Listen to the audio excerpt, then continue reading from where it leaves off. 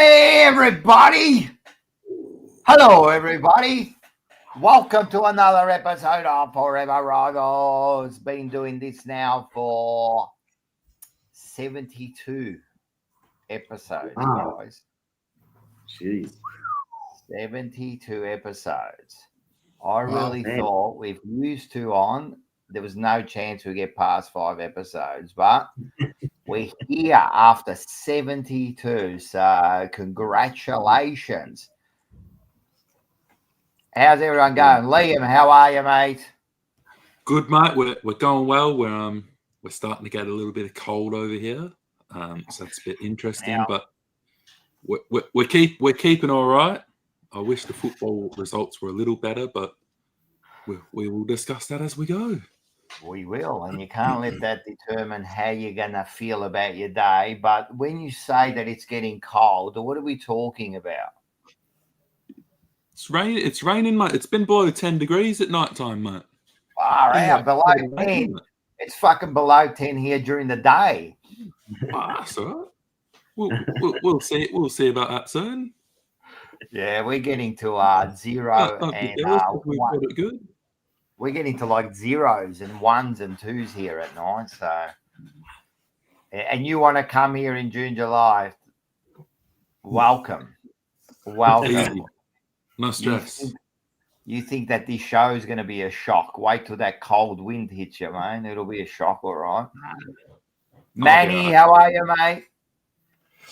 Yeah, I'm good, Rocco. Good evening to everybody. As you can see, Rocco, maybe I'm getting a little bit ahead of myself, but I'm not Magpie Manny this evening, which I think you didn't pick up on. Oh, I didn't pick it up. Flag Pies Manny. Well, there you go. Because had you picked it up, you would have said, get rid of that shit. But like I said, maybe I'm getting a bit too overconfident. But at the moment, you know what? I'm happy we're sitting on top, and a very warm good evening to everybody out there. Marco, how are you on, Freddie? Yeah, well, good evening, boys, and good evening all to the viewers out there. But I'm certainly looking forward to tonight's show. So, and congratulations, Rocco, what you were saying, 72. What is it? 72 shows at the moment, and we're still going. And we're still going. We're still going. So, by how long? Like, get on there, comment, join the chat.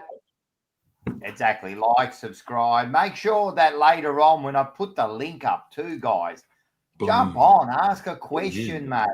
We'll say hi to a few people while we're here. Matula's already here. Good evening, all. How are you, Wogmum Matula? You got to jump on. Come on.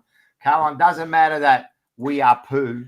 You still got to jump on. Come on. If we can jump on, so can you. Mate, we got Peter Bluebagger here. What's his? Fourever 2 Rivals winners this week. There was only 2 this week. We got our favourite little man. Hey, Rivals and chat. Can't wait to jump on again. Love your work. We can't wait to jumping on too. Rocco Moro, he's from your part of the world, Leon. Certainly is, mate. We got Jay.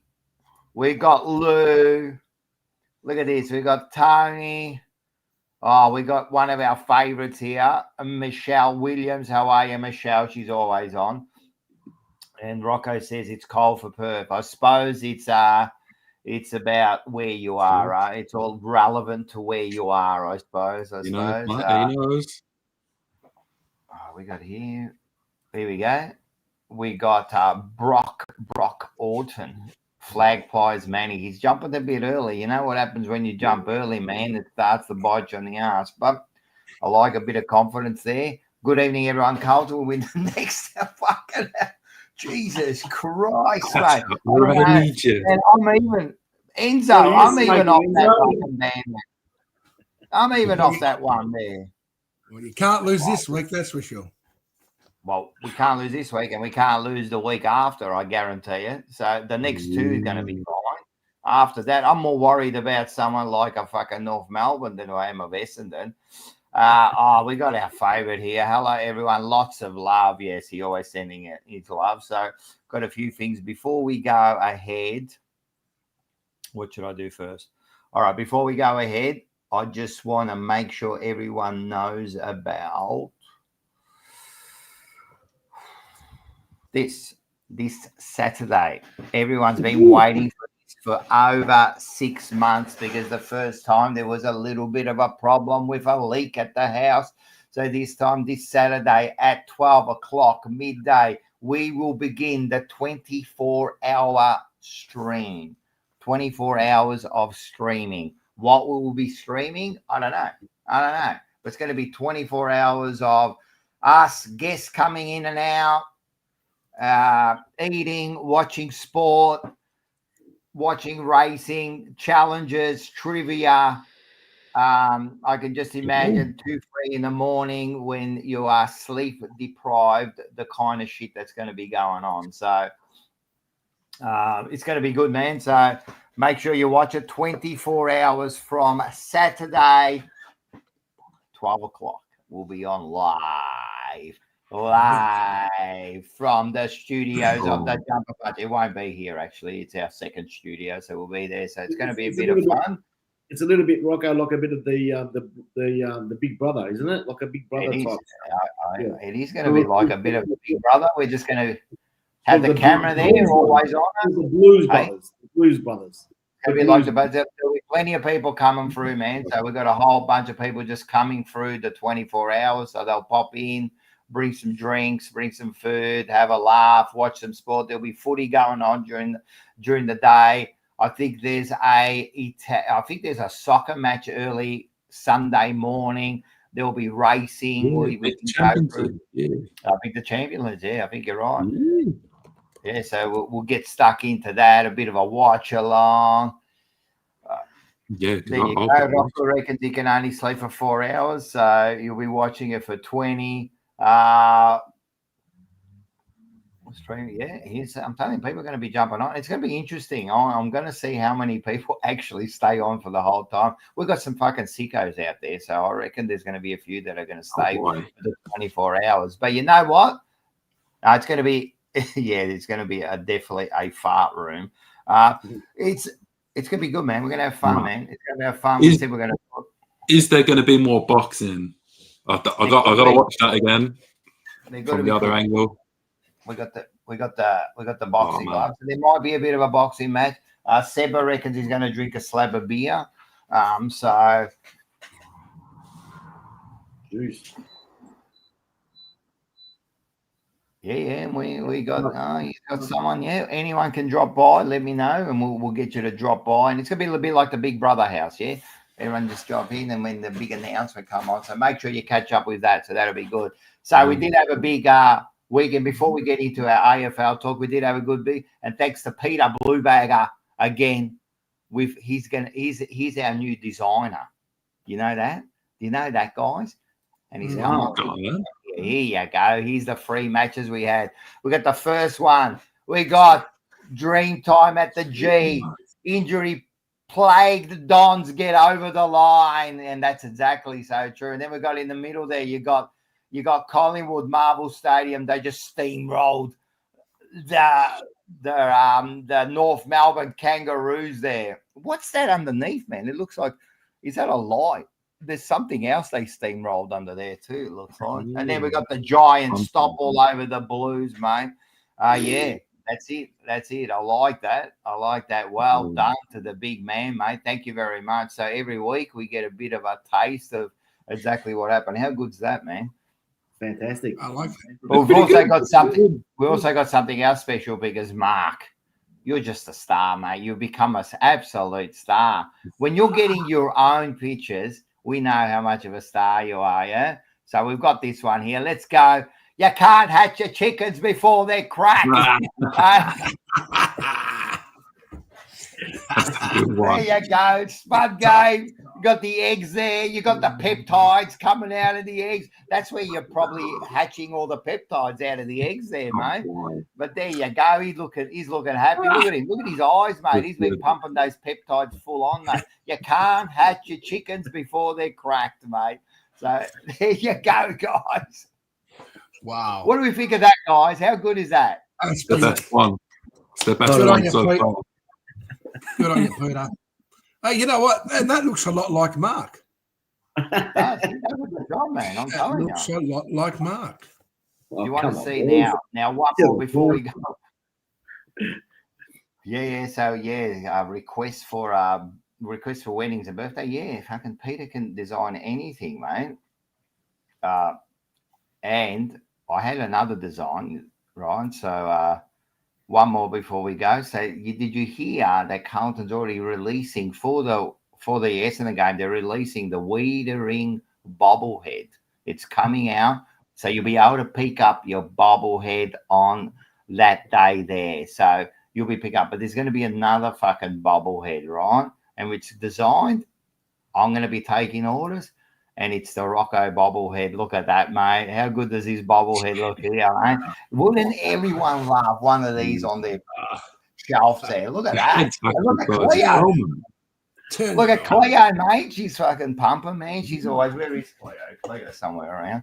So there you go, mate. So, no, mate, if you want to get one, the Rocco bobblehead, I reckon we'll get, over the next week, I reckon we'll get the rest of us on bobbleheads. What do you reckon? I reckon we can get easily one of Mark because your head already kind of bobbles around there. Mate, we've all got pretty big scones, to be honest. You would love that, man. I'm telling you, this I look at it. It is pretty good, man. I was pretty impressed when they sent me that. That was from Michael Marcucci too. So thank you. He was on the show last night. Great show last night.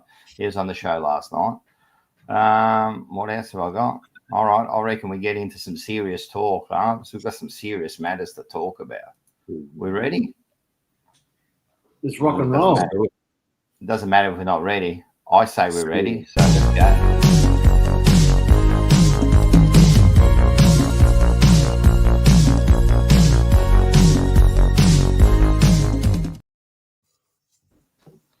All right, Fourever Footy, mate. First of all, in the chat, man, you got any questions, anything you want to always have? I'm gonna put up the link soon, and then you can get on.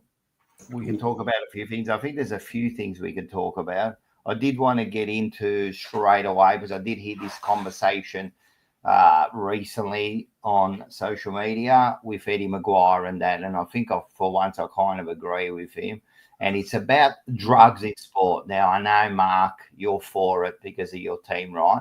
But drugs in sport on a serious note, man. There's been too many times where people take personal leave. It's happened to Carlton. And I'm not saying that that's what happened, but it's becoming very suspicious now. Very suspicious. When someone taking personal leave, very suspicious. And I believe when that happens, it's a way to hide it so they can protect the player. Have we gone too far, guys? Why should these players have chance after chance after chance? It doesn't happen anywhere else. Now, people are going to talk about, about mental health and all that. It doesn't mean we don't help the players. But personally, for me, if it's coming from my club, I don't want it. We don't see it in our workforce. We don't see it anywhere, man. You don't get second. Manny, do we get a second chance at work? Well, look, we don't get a second chance, Rocco. We definitely don't. But fair to say that, if someone, decides that, they've gone out or they've probably had an evening where they've had a bit too much to drink, I think common sense prevails and they'll say, you know what, I don't call up and not go to work the next day. Drinks, sorry, forget about drinks because drinks are legal. And, if you have too many, it's still on you. But I'm talking drugs, man. I'm talking drugs. Yeah, look, you're right. It's we've got a zero policy and that's the way it should be. I think footy players get away with it on a number of occasions. But, it's a tough one. It's who do you blame? Do you blame the individual? Do you blame the club? The AFL wants to be, the big brother here and wants to be the one that protects everybody. But it's, I watched that video by Eddie Maguire, and it was heartfelt when he was sitting there and he was telling the story about him being there, looking after his players and protecting his players and trying to do the best he can.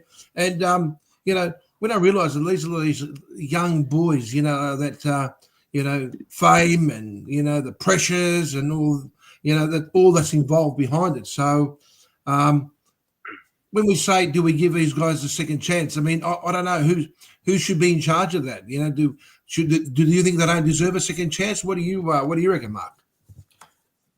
Oh, you know what, guys, to be honest, depending on what drugs they're taking, is it performance enhancing drugs? Is it recreational drugs? And that's the key. So I think players. Is there a difference, Mark? Sorry? Is there a difference? Well, if it's performance enhancing drugs, then obviously there should be banned. Okay, that's all there is. It's just a full stop there. But if it's recreational drugs, and even recreational drugs these days, there could be drugs out there that are performance enhancing drugs.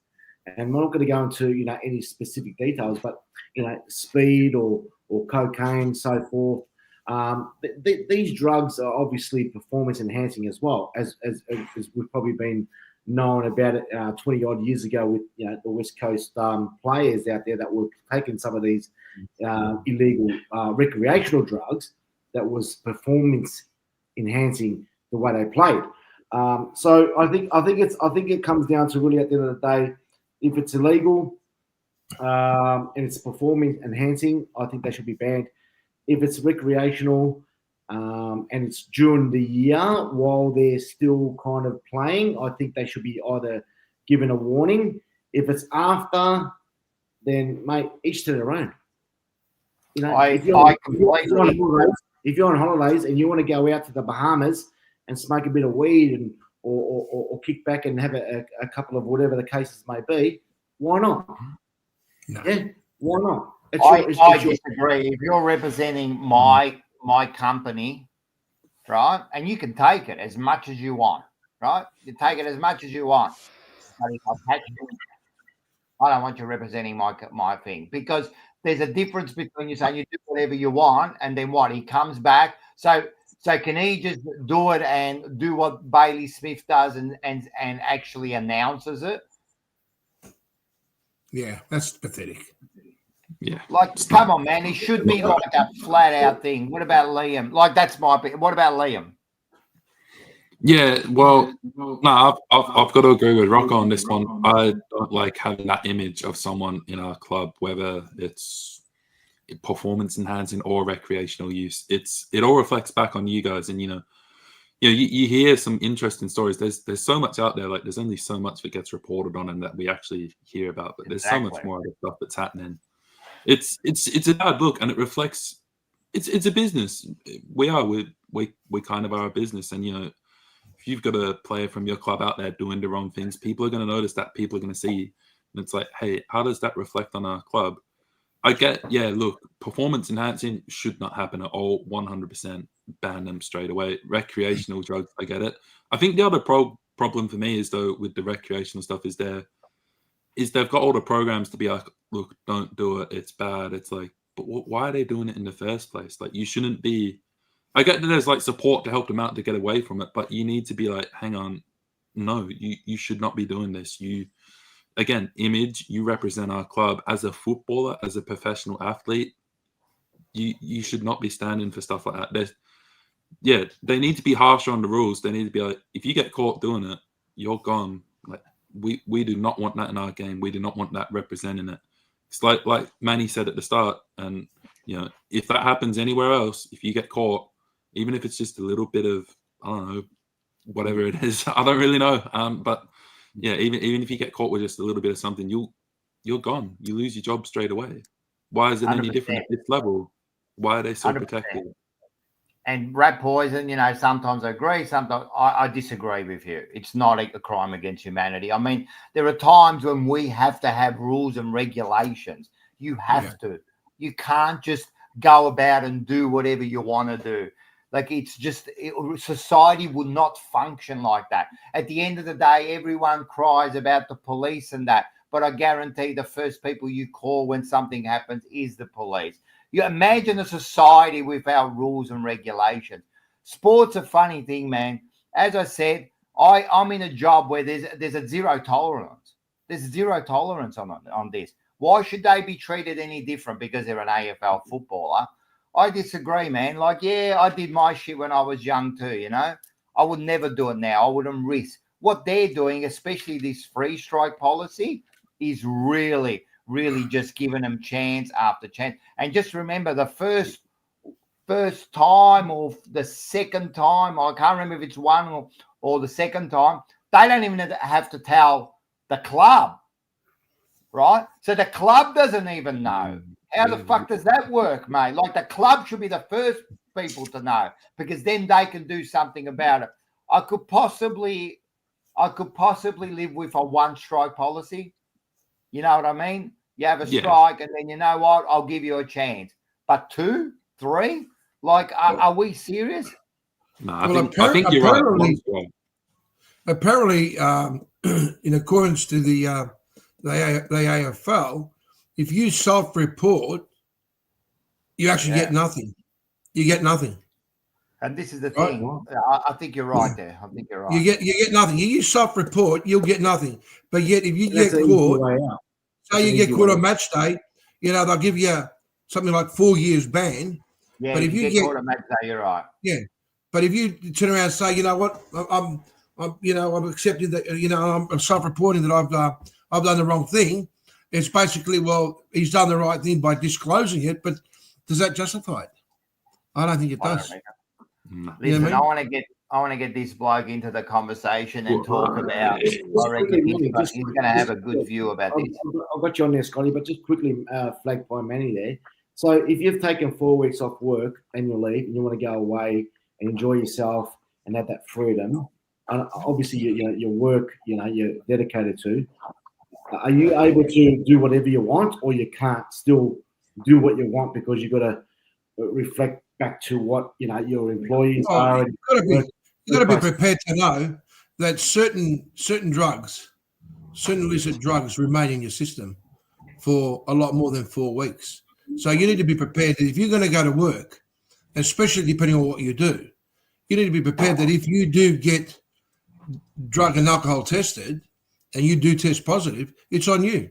So at the end of the day, you know, you're saying to me, I'm on holidays, I'm going to have a bit of fun. But, you know, is it worth you having a bit of fun and then losing your job? That's what you've got to outweigh it. It's what's more important to you. Yeah. So at the end of the day, you should take responsibility. But that's the way I see it. Just before I get to Scotty, which I definitely want his opinion here, just 2 quick things. First of all, you can do whatever you want on your holidays, bro. Do whatever you want, right? Do whatever you want. But if you get caught, right, when you come to work, do whatever you want. We're not talking about you hiding and not getting caught. I'm talking about players that have been caught. Mm-hmm. Right? If you want to go away and then you have something that gets out of your system after a day and you can get away with it, so be it. So be it. And what can we do, right? But I'm talking about, we're seeing players take personal leave because of whatever it's called now, because I don't know what's going on. And before you get on, Scotty, just, you know, I love you, Rat Poison. You're complaining many things here. Some people enjoy drugs, no matter if they're criminalized or not, and yet are punished for being humans. No one's punishing you for being a human. No one's punishing you for being a human. And yes, they will take their drugs regardless if they're illegal or not. People will still murder people, even though it's a criminal offense. And I'll tell you how I know that, because the jails are full of people who've killed people. I don't think the punishment stops people from doing it. I don't think that happens. But I'm saying in a thing like AFL, when you're playing, you're representing the team. We don't want drugs I don't want drugs in the culture. Like, it's already bad enough. I don't want drugs in the culture. If you're lucky enough to play in the AFL, you have to abide by their rules. Like, it's the same where I work. If I want to keep my job, which I love, I have to abide by the rules. You don't think I want to go out and just have magic mushrooms every day and live in a world where it's la la land till I die? Yes. but I know that's not part of reality. Scotty, how are you, mate? Hello, Rivals.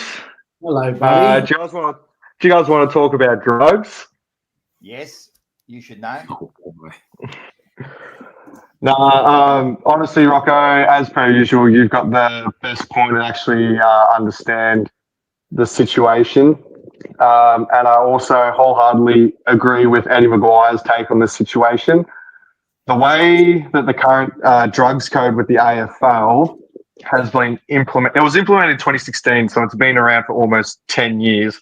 And like many things, it's brought in with the best of intentions, but it's very quickly and very dramatically abused, both by the AFL Players Association to protect, obviously, the players, and by the AFL because it protects the AFL. Exactly. Is Mhm. this happening because we are protecting the AFL? You know, because it seems to be. I've always felt that the AFL learnt every wrong lesson from what happened with West Coast, because that almost, not just West Coast, it almost brought the entire AFL into disrepute. Like, I know Perth's the Wild West, but the shit that they were getting away with that not many people know about, it's disgusting. And anyone that knows anything about like the Ben Cousins, any possible story that came out from that, there's like 100 that are worse. I honestly believe, especially in a professional sporting environment, it should be zero tolerance, but you can have like a one strike policy, stretch it that far. But it's a criminal issue. These are, there's such a thing as possession of controlled substances. And as many people said, there's no excuse for any of us. So there shouldn't be for these players. Yes, there is a duty of care, but that duty of care goes out the window the second they start abusing self-reporting, or like Bailey Smith, who's a fucking loser, says that shit on Instagram for bants. Because he's another player that's gotten away with it. Yeah, 100%. And just quickly on that, did everyone see that? He said, like, there was a tweet where someone said, "Oh, you're going to have the nose candy or the nose drink or whatever it was." What was it? He said, "You're going to have nose beers after the game." And he said, "No, but there might be some after the grand final, right, mate?" Yeah. And they've taken it down. They've taken down the tweet because they know how bad that was. Mate, he's kind of lost control. He can say whatever he wants to say. Man, again, if you're going to do it, just do it. Don't tell everyone. Why are you announcing it? You know, it's not a good look, man. Also, the timing's incredible for somebody who should be punished by his club and the AFL. He's gone to West Coast when he was injured, so he's probably not going to play, and that's also followed by a bye. He's getting 2 weeks off regardless. And everyone's already forgotten about it. He's even had a sob story in the media today about how bad the state of his mental health was when he was leaving the Doggies.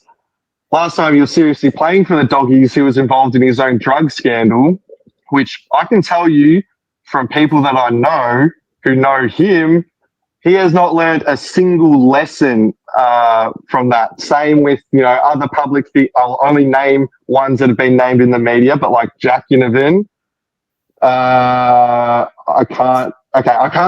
just won't say names. I just won't say names. Don't give names. No.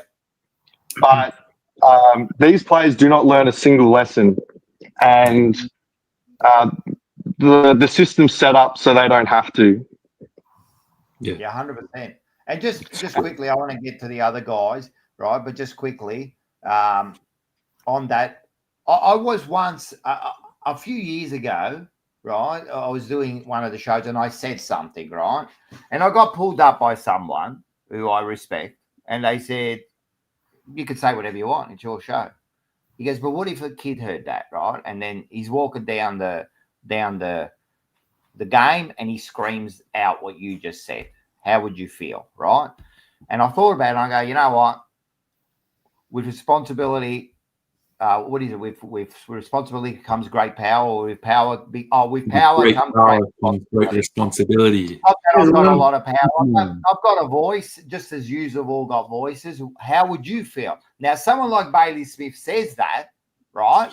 How do you feel about a kid looking at that?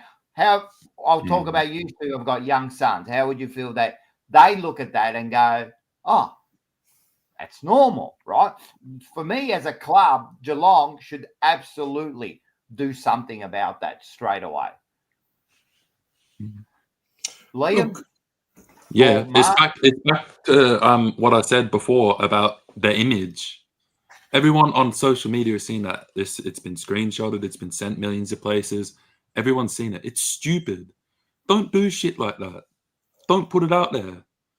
Obviously, he's got the other problems off the internet that he needs to sort out and not speaking his mind. But like, come on, like you gotta be smarter than that. Putting up something where everyone is going to see it.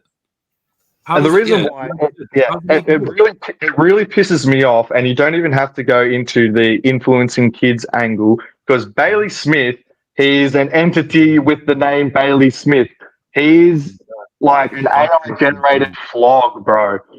Like I can go down to the commercial hotel in Warragul every Saturday night. There's 100 Bailey Smiths right there with the exact same personality, exact same ego, and the exact same habits. Bailey Smith is a poor reflection of our society, and that what really twists my knob. He's got 370. I agree with what Scotty's saying. Well. I agree with what Scotty's saying, but it's so typical that you got football clubs like Geelong who don't care. They're more interested in the fact that because he's such a good player and he's doing what he's doing, as far as we're concerned, it's all about us winning. It's all about us achieving what our goal is. But they don't realise it is actually affecting a lot of people. Now, at the end of the day, as parents, or I as a parent, try and educate my kids and lead them through the right pathway. And through life, you're going to hear a lot of this shit.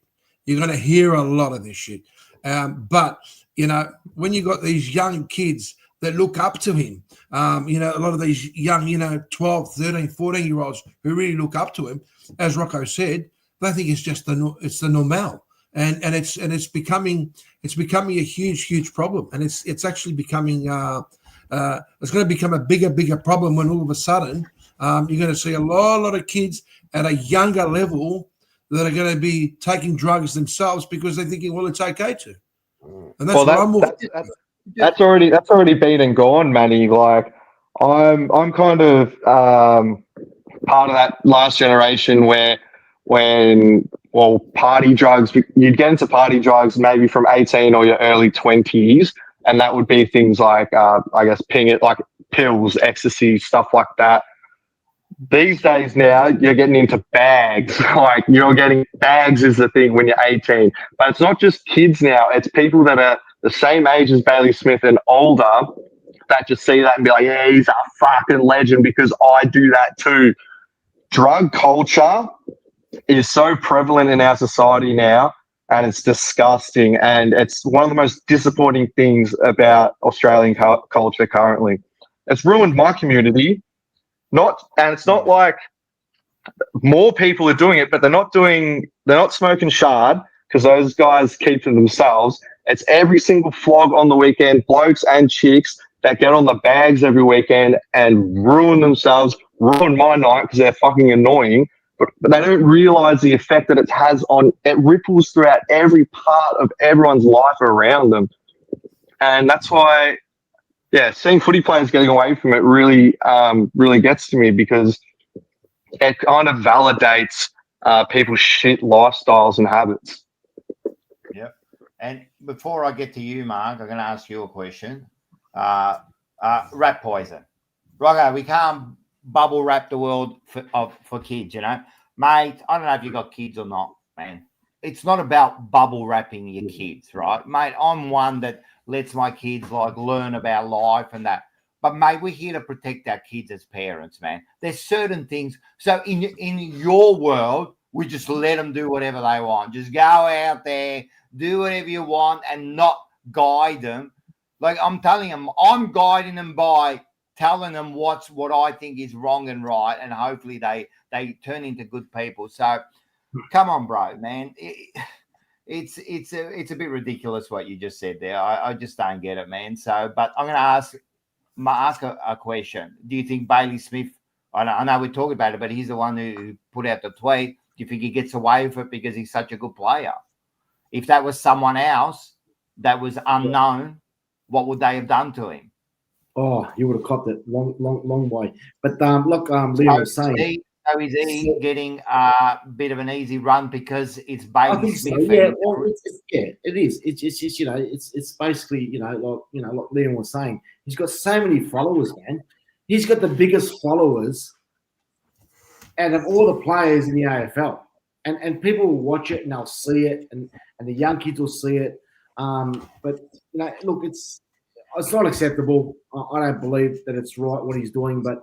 I guess we just got to look at it and say, why are these people on these drugs? What's the reason for it? And we were talking about depression and so forth with players, and it could be a reason for that. So there might be a reason why they're taking these drugs, but he's got a massive following, and Geelong obviously a very proud club, and they'll just keep it flowing, mate. They'll just keep it flowing. They love the media. People love the media. They like to see the views, and they like to see people watching it. But it's a sad thing, but I don't accept it. But I think it's just more about why are they taking these drugs? What's the reason for it? What's the reason for it? Just to add to your point, Mark, I really abhor the connection of recreational drug use and mental health, or the conflation of the two. And because of that, people say you cannot criticize these players, because us at Carlton have a very similar situation. They say you cannot criticize a certain individual for recreational drug use because it's related to their mental health. Yes. But yeah, I do not believe in people take drugs because of their mental health, but a lot of people take a lot of drugs and then wonder why they feel like shit all the time. Yeah, that's good on this. It's not taking accountability.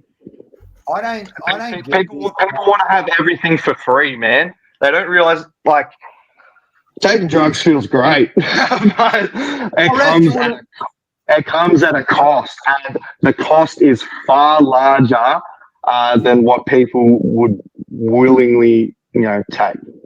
Yeah. Hey, listen, I don't get this, right? I don't get these by these people. I love your difference in opinion. I'm with Rat on prohibition. Doesn't work anywhere to Rat. Hey, sometimes society needs to do stuff to protect the people. I'm telling you now. I'll give you one example, right? You have to wear a helmet on a fucking motorbike, right? Or else you will die if you fall over, right? But if you don't make them wear it, guess what? People are dumb. They will ride around without a helmet. We're doing it to protect people. It's the same with seatbelts. That's a form of prohibition, isn't it? Then, if you're going to say that's a form of saying, "Oh no, do whatever you want. I'll put my kid on top of the fucking roof while I'm driving." Like, sometimes we have to do things to protect society. What is wrong with that? I want the protection. Sometimes we have to control society, mate. Like, but we can't control it. You want people like these things. What they're saying is that, yeah, all right, just let them have whatever they want. Yeah, just let them fucking bloody inject crack in their eyes. That's all right. Doesn't matter what happens to them. Like, let them do it. We need to protect these people because that's what we do as a society, as a community. Sometimes these people need protection. Sorry, I can't agree that you just let everyone do whatever they want to do. I can't agree with that. I just want to quickly add two things and then I'll jump off. Prohibition is irrelevant to the discussion at hand, because all over the world there are places where prohibition is different than what we've got here in Australia, in the US, in parts of Europe. But professional athletes are governed by organizations like USADA and WADA, and they control performance enhancing substances, etc. When you're a professional athlete, you sign these types of contracts. You cannot indulge in these substances for whatever reason. Whether you think that's right or not, it's irrelevant to prohibition. Federally. And a part of that as well is like we still don't know the outcome of this because it's ongoing, but I think this could be the next giant, or it will be the next giant drugs bombshell, is the situation with Joel Smith at Melbourne. And this was a year and a half ago. WADA got involved in that, but also the Victorian Federal Police. He's being charged with trafficking, things like that. They've got his phones. We know, obviously he's going to have his teammates' numbers in there. What their communications is being charged with, dealing, I believe it's cocaine. And we've all heard a million stories about what goes on at the Melbourne Football Club. Whether the proposed changes from the AFPLA is trying to get ahead of stories like this in regards to players and drugs, or this will cause a massive change. But I'm really just waiting for the outcome of a story like that, because if it's as big as it should be, it can make some real positive changes in regards to drugs in the AFL. Not to protect the players, but to protect themselves, protect them from themselves. Yep. And look, we could talk about this all day, you know what I mean? And again, I think we just want a good outcome. That's all we want. All I want to see, Rocco, you're a good Catholic boy. You'll agree with this. You can forgive anyone, but with forgiveness, there must be repentance. You have to atone for your sins. If there's a system where you can get one strike, but seriously prove that you change things for the better, I'm more comfortable with that than what we've got now, because it's a complete raw. I agree. One strike sounds fair enough, and I don't want them to toss out these people. But you're right about the contract too. When they play, when they sign those contracts, you know what you're signing. You know exactly what you can and can't do. If you want to go out and do whatever you want to do, don't sign the contract. And again, I don't want those people at my club. Before we get you going, we'll talk some footy, right? There was a mid-season draft. I got you on here because I want you to, because we had pick 4 in the draft, and we picked up a young man by the name of Flynn Young. Can you tell us a bit about the Carlton Flynn Young? And I hope you guys are ready with your draft picks. Yeah, I can tell you heaps about Flynn Young. Drafted from Werribee. How good. Yep. Premiership player for the VFL Werribee Premiership side. He's a hybrid forward, winger, midfielder. He's some subbreed of Ranger. I can tell that from his picture. Can I say? Can I just say, and this is just off the top of my head, right? He's a highly regarded for not only his classy left foot, right? But also his aerial ability, right? Young uses his strong running capacity to his advantage and finishes his work when the opportunity arises. That's just off the top of my head. That's a young boy that played in the Werribee, played in a premiership. Incidentally, it was a game against the Carlton reserves which kick-started young Spot and Werribee's team, turning heads as a damaging player in an attack that can conjure moments of brilliance. One of his best came in the VFL Grand Final win over the Southpaw, kicking a long-range goal to set the Bees on their way to premiership victory at Icon Park, no less. It was written in the stars. It's good. And Rat Poison, he reckons he should play instead of Motlop. You know what? I wouldn't be against that this week. I would not be against that against this week. My early banana of the week is for the Carlton Football Club. Within a space of about 20 minutes, they couldn't help themselves. I saw Ian like Flynn what was it like? Flinatical. Like these puns are fucking retarded, man. I hate this club so much. I said it last night, mate. Off the field, we are a powerhouse, mate. We can get, we'll get those bobbleheads out. Don't you worry about that, mate. Don't you worry about that. Flinsanity. Insanity. That's on their Twitter right now. Yeah. Hey, the one thing I was going to ask Mark about his drafting Liam McMahon, but I don't know. Got to smoke a cone. He's not working right now, so he can jump on it.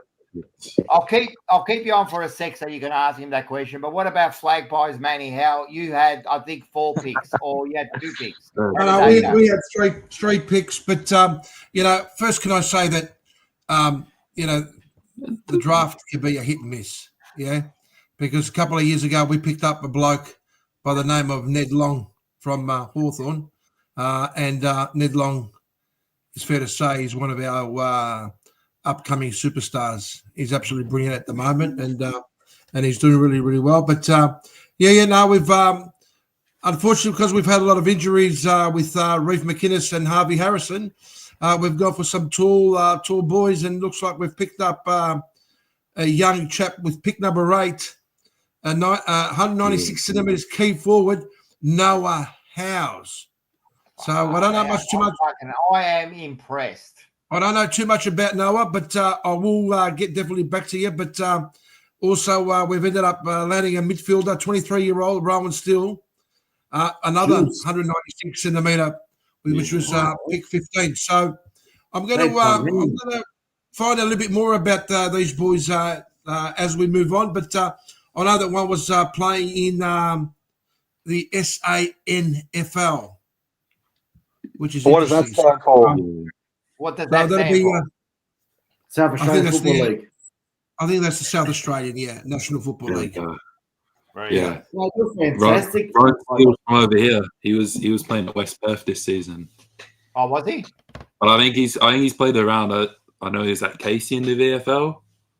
I don't know where else he was, but he's played around a bit. Brandon Parfitt was playing for West Perth. Brandon Parfitt's at Perth Demons, and he kicked up when we played them a few weeks ago. Yeah, he didn't get picked up. He didn't get picked up though. Because I heard that his best mates with Tim Kelly, and I thought that might be a part of the deal with TK.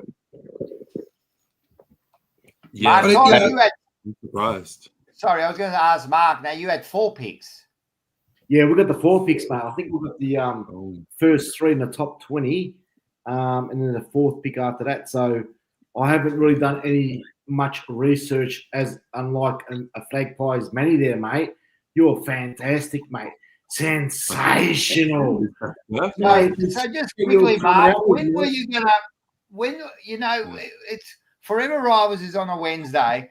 The mid-season draft was tonight. Right, it's been on social media and everything all week, because that's what everyone's been talking about. You guys have got 4 picks, picks, more than anyone, and you have just come in and said, "I have not done my." So when do you expect to do this research? I didn't do my research, and the reason for that, Rocco, is because at the end of the day, I think we need to just choose players that obviously have to cover for I don't care about choosing players. I want to know. Doesn't matter about our list. The supporters that come on, right, to listen to what's happening to your team with the draft. It's the biggest thing tonight. Outside of Fourever Rivals, I can tell you about 3 of your players you picked up if you want. He knows the draft. I know about them. Do you want me to tell you? You start on me now, Liam. There'll be people who want to know, so I'll say. Yeah. First guy is the only players that we require, I don't care what they are on the picks, right, is a matured age ruckman. Well, we might have got that player. I did have a look a little bit about some of the players that were coming into the mid-season draft, but I actually Give us some. There was a player from, I think, Southport or You've already got the most mature age ruckman, I think, of all time. You got a 58-year-old fucking mature age ruckman you picked up. Come on, boys. I'm talking about something like in the 25 or 26. Mature You've age. already picked him up. Well, okay. Well, fantastic. Good on you. It doesn't matter how many. Mark, I literally watched him play against us on Saturday. Lockie Blankenston. I think his name is Simon Madden. Simon Madden. Anyway, we need another two. It's kind of a matured again. Backman. That's it. Don't worry about these. Don't worry about who did Carlton get.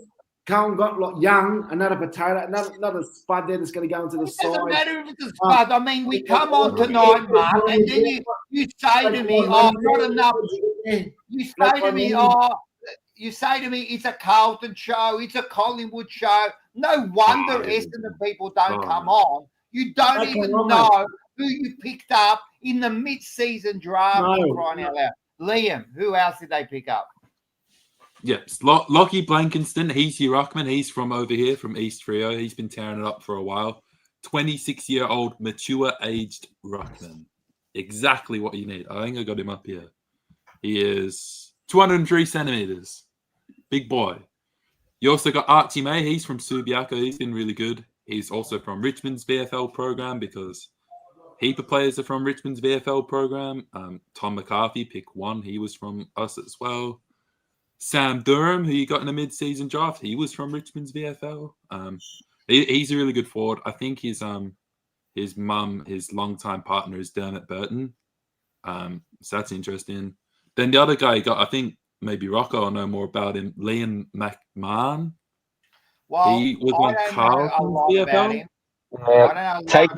I don't know We've got the Blues expert here, Scotty Tompkins. Tell him about McMahon. Well, Mark, you would have noticed that Essendon's plucked our VFL captain in Liam McMahon. This is a bloke that people have been thirsting over for the last 12 months since they first heard his name. But apparently he's a star, and we're stupid for not ever picking him up. But basically, he was delisted from Collingwood, delisted from Hawthorn, couldn't make Carlton's AFL side, so the Mighty Bombers thought, let's give him a crack. So what position does he play? That's the key to me, mate. I don't care what they are, who they are, where they come from, what position do they play? That's what we're looking for at the moment. We need the positional players. I'll tell you right now, you need a forward, you need a winger, you need a centre, you need a ruck, you need a half-back, you need a full-back.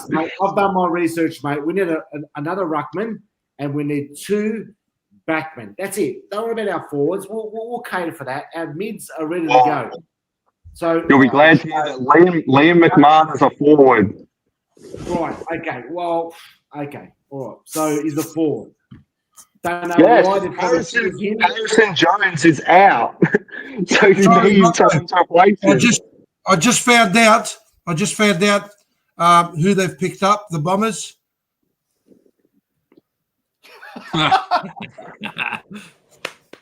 They've picked this young fella. Hey, what's your name, mate? Hey?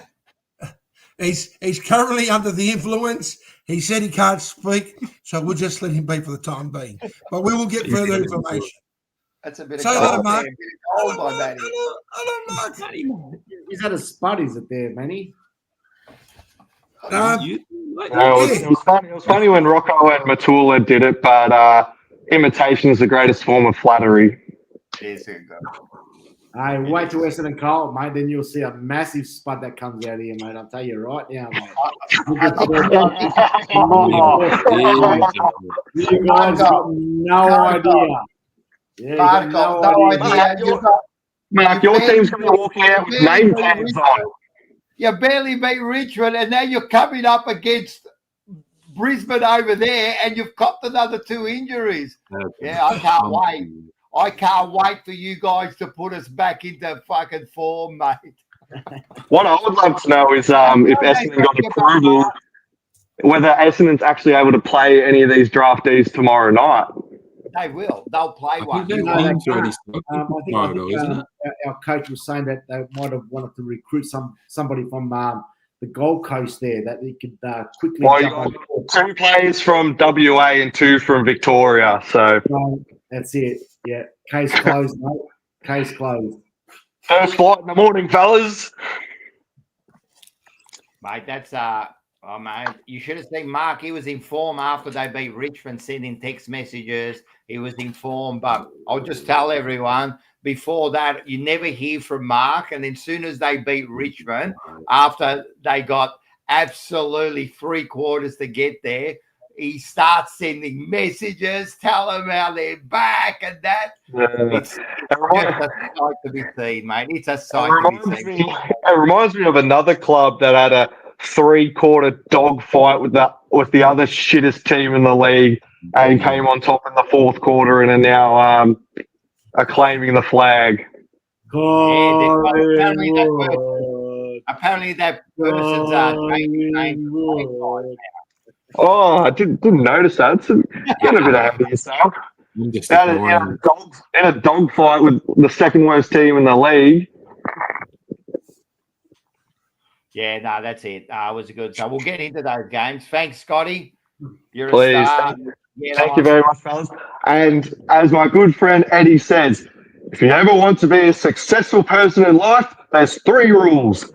Don't take drugs, and don't take drugs. I love it. I love it. Let's put it right there, mate. See you, mate. So there's Scott. What was that first one again, mate? Oh boy. That's it. That's it. Wow. That was his first.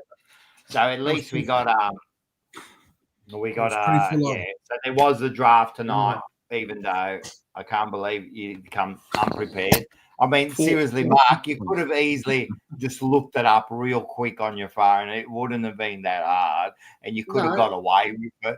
But you didn't even bother. That's how much respect you have for the people who follow you on this channel. You come with no information. They will follow me thick and thin, mate. Don't worry about that. Like I said to you, mate, all we need is a weapon. I didn't have a chance to go. I'm not going to get on my phone. I'm on a show. I'm not jumping on my phone, and I'm here to just talk. What do you mean? I mean, Liam looked it up on the computer while he was doing it. I looked up on my phone because I wanted to get it right. Hey, I remember once I was doing this course and they said, "Oh, should you be reading off a card or should you just be reading it off AbLib?" And the bloke goes, "Mate, there's nothing wrong with reading it off a card or reading it off your phone because I'd rather you come across with the right information than the wrong information." So you could have easily prepared yourself, bro, man. You had 4 picks. I mean, you say that people don't follow you, but you wanting people to come on here to get information about Essendon, Fourever Rivals, Essendon is part of it. And you came with no information. I didn't have information. This is what we wanted. No, you didn't. You said you had no idea. It's about who they are. That's exactly all I know is he's got a big nose. He's got a big nose, this bloke. This new player you guys picked up, he's got a big nose. Oh, jeez. All right. We can go on, but we won't. We won't. All right. We'll just go to the basics. We'll go to the basics. We'll just do basics for Hey, Rocco. We won, you lost. That's your Rocco, if we got some time, matey, I wanted to, if possible, to talk a little bit about that collision that Alex Pierce had with the. All right, so I was going to get onto that. So so what we'll do is we'll add that one. We'll add that because I did have that on the agenda. We'll have that one discussion, and then we'll get onto the games, which everyone wants to get onto, which is fair enough. And then I'll put out the link, and we can get some people to talk about our games. So tell me, what did you everyone watched it? Yeah.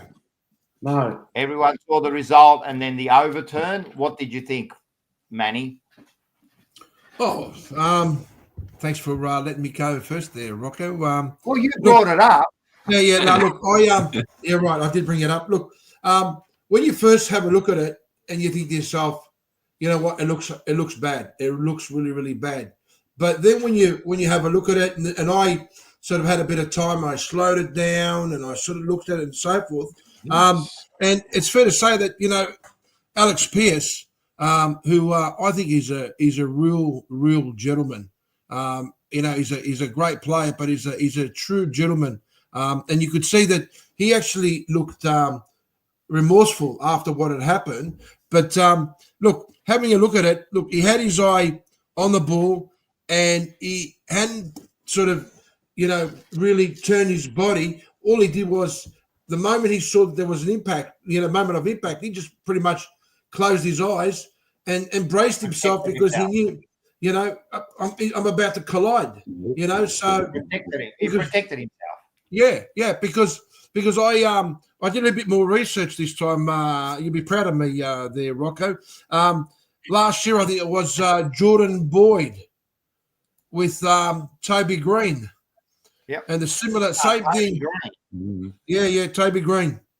And Toby Green, as he was running, what he did was, I reckon through peripheral vision, I reckon he's picked up Jordan Boyd. This was Carlton versus it was against the GWS last year, where he's turned around and he's actually turned his body and he's used his actual upper body as a form of protection. He ended up getting a week for it, right? Which I think was pretty weak. But having said that, Jordan Boyd sort of got up, and it wasn't as bad because it just didn't. He wasn't concussed. But when you look at Alex Pearce, I think the match review officers got it right. I think they got it right by overturning it, because, you know. But the other thing that I wanted to bring up, and this is something that I've been thinking about it, and I don't know who actually has or whose space is it.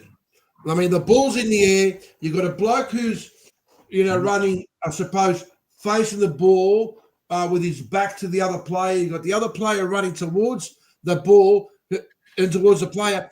Whose space is it truly? I mean, you know, in this instance here, it could have been anyone's space, yeah? So do we sort of look at it and say, the moment that you know you're not going to get there, and you then decide to brace your body and go in there with the intent to hurt the other player, I think that's when, you know, it sort of, you can say, you know what, right, that's easily 3 weeks. But in Alex Pearce's case, I'm glad it was overturned, because the bloke had his eyes on the ball at all times, and, you know, he sat there and he just basically absorbed the collision. Yep, one thing. No malicious. That Scotty guy has no bloody idea. Seriously, Ralph. If you had a one-on-one with Scotty, I'd tell you wouldn't last, man. You got no idea. But anyway, you know what, Manny? That was a pretty good point there, man. I like that. I don't know where that came from. That's probably Report him. Can I just first say, my boy's celebrating his 16th birthday on Sunday. Happy birthday, brother. Thank you. Happy birthday, brother. Did he come up with that? Sweet 16 and never been kissed. Look. What's that? It'll happen. I like it, Manny. I don't know who came up with that, who fed you that. That's a good point. That is a good. I like that. That's a good point. Whose space was it? I never thought about it like that. Whose space was it, and what needed to be protected? Liam. From what I saw, from how I saw it, he's contesting the ball. He's going for the mark. And that was it. A lot of it is where they're actually looking at what their focus is on. It's pretty clear. He's going in. He's looking at the ball. He's contesting the mark. Burn Jones is doing the same thing. Unfortunately, the angle that he's coming in on isn't the best for him. I think someone said it earlier in the comments. It's a football accident. It happens. There was no malice from Pearce to hurt him. Burn Jones, he's doing the right thing as well. He's going in to try to contest the mark, but he hasn't. He's just come at it at an unfortunate angle. It's a football accident. Yeah, when I saw it was 3 weeks, I was like, I don't really know what he's done wrong. I thought he was just trying to take a mark. He hasn't hit him. Like, he's been run into. How does that how does that work? But can I read a quote real quick that I found that was released, I think, today or yesterday? Yeah, of course. It's from Jeff Gleason, who I believe is the tribunal head or QC or something. And it says, he had his arms out to attempt to take a chest mark. And if not for Burn Jones entering the contest from the opposite direction, would likely have taken the mark. If a collision results in a concussion to a player, but that collision was not caused or contributed to by failure by the reported player to take reasonable care, therefore there is no reportable offence. Oh boy, I really don't like reading aloud, but so it's basically what we're saying. Like, you're asking whose area it's protecting. It's hard to say. From what I understand from that quote, it's basically saying what I've said. It's like, he's contesting the mark, and if it wasn't for a player entering into his area, he would have taken the mark. So yeah, has he shown responsibility of care or whatever it is to the player? He's just trying to do his job as a footballer. It's a football accident, no weeks. That's all. What? And you're happy with the outcome when they overturned it? Yeah, it's actually good to see them use common sense for once. That's what I saw in the comments on that post where I found that quote. People were like, far out, like the AFL's actually used common sense for once. I've been asking for it forever, and they finally used it. I'm actually happy with them for once. Yeah, I really am. Yeah, I was happy they overturned that because, as I said, like, man, this is a tough game, man, and accidents happen. And unless you're negligent, then, yeah, you cop your weeks and that, you know. But if it's in the footy act, things are going to happen. And if someone's getting concussed or not concussed, and that's why you're getting your weeks, man, I don't know. I don't like this idea, mate. I don't like this idea because they're saying 1 centimetre makes a difference between 1 week, 3 weeks and no weeks, you know, and you're doing exactly the same act. So, Mark, your opinion on this? You saw naturally. I'm not going to get too involved about it. Like, obviously, Liam has just pretty much been spot on, mate. So, did you see the incident? You saw the incident. I really didn't see it too much, but obviously there was no kind of incident there, and there's no case to be keep on going on about it. But you boys have pretty much nutted it on its head, and Manny and Liam pretty much solved exactly the situation. So I'm just going to move on from here onwards. I think we got another one there. Nutted it on your head. Nutted it on its head. Nutted it. We're building towards it. Yeah. So you boys I've been impressed with fake by Manny here lately. He's starting to really thrive on these these responses and comments. Well, that's fantastic. I love it. I love it. Well, here's another question. Yeah. Now, let's say that it wasn't Alex Pearce, and let's say it was someone like Braden Maynard, and the same thing had happened. Would they have? Yeah, they probably would have. They probably would have. They look at previous players and their history of what occurs through the incident. So yeah, they probably would have looked at it a little bit differently. Yeah, spot on there, Manny. Spot on. So you think that? So yeah, that's another good question. No, listen, can you get your son on the show? Because I guarantee he's posed all these questions. He's a smart boy. So you're saying if Maynard, would he have got weeks? Yeah, I believe they do look at that shit. I do believe they do look at that shit. I reckon a good record gives you some sort of leeway. Correct. The question is, should a good record give you leeway? No, it shouldn't. It should focus just on the action. I don't care who goes out and does what Pierce did. Shouldn't be suspended. Well, look, was it last year or the year before where Pendlebury ended up punching one of the players? I can't remember who he ended up punching, but he ended up punching straight in the gut. I mean, obviously he was frustrated, and when you got someone like Pendlebury, who's got an absolute amazing track record and has been playing the game for a long, long time, I can tell you they looked at it and they thought, you know what, that's completely out of character. But had it been someone like Toby Green who did something like that, I can guarantee you they'll be saying, you know what, this is another malicious act by a menaced football player. So, Right. And let's not He makes a forget, great I point, think this though, is he's a right. great point here. I think that can we sing happy birthday to Manny's son? I think at the end of the show, we sing, we all sing happy birthday to Manny's son. And I want him in the picture because I want him to see us singing it to him. How's that sound? Yeah, no, that's fair. Cool. Hey, That's you know, fair, I'm gonna. I like this. All right, so we'll kind of move on to the games, but before we do, I want to get this young man on and maybe get his opinion, right, on this very, very, very important issue. How are we, Liam? Hello. Double Liam. We got double bloody Liams in the bloody chat here. Like, what's going on? Hello, Rivals. Beautiful, Mark. How are you, mate? Hey, Liam, how are you, buddy? Oh, Manny, just want to say happy birthday to your son as well. Thanks, Liam. Thanks very much, matey. nice, man. Can you Thank you. can you speak up, or can you maybe is the mic like? Have you got a mic or? He's fine. Is it fine or? Yeah, all we good, can all good. hear you. We can hear you. Speak a little bit louder. That's all. We can hear you fine. Okay. All right, tell me, Liam. Did you see the incident? The PS1. Yeah. Yeah. I saw like a little video of it. In my opinion, I did think at first like it was a pretty bad hit, and that the way that footy is now, like maybe he should have got a ban, but that it got it overturned. Well, it's good to hear that players are getting they're deserving to play again. So yeah, that's my Getting the opinion. right outcome at the end of the Yeah. day. The right outcome. Yeah. No, I agree. I reckon if if they look at it and they see that it's a football act and, as I said, accidents do happen. Yeah, fair enough, man, to overturn it. I like that. Yeah. I like it.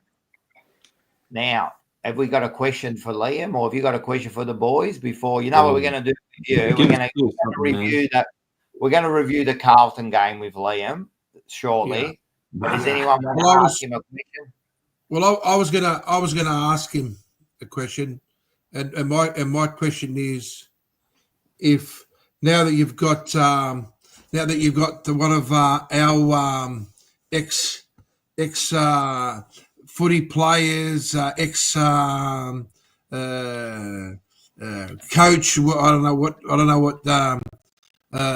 Wright was who was playing for us, but who ended up selecting a premiership side for us. Now he's come across to Carlton. What changes would you like to see? Oh, fuck, Manny, mate. Like, seriously, can you just leave? Because that's like 3 good questions that all up. You should have saved them over the period of 3 weeks, man. In the real Manny, mate. That's a good question. Liam, what do you think about the saviour?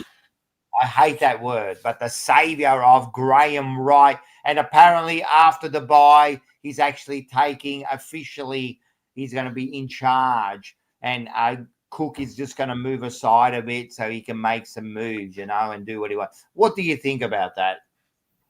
Well, I think that if we've got the Collingwood guy. If he's a premiership, if he's got premiership experience, it could really help the players out because he's done it before, and he could also like motivate the players. But I think he's done it to a couple of clubs. The changes I would like to see from him is clearly a lot of the players that don't deserve to play, which we probably already know, like Motlop and, for example. But is that his?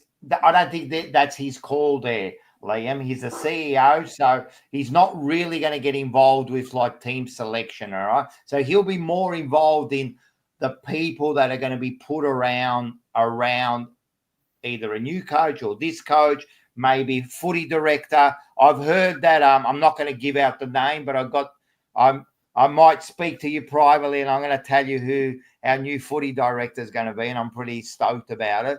But that's the kind of decisions he's going to make. And also he's going to bring some sort of,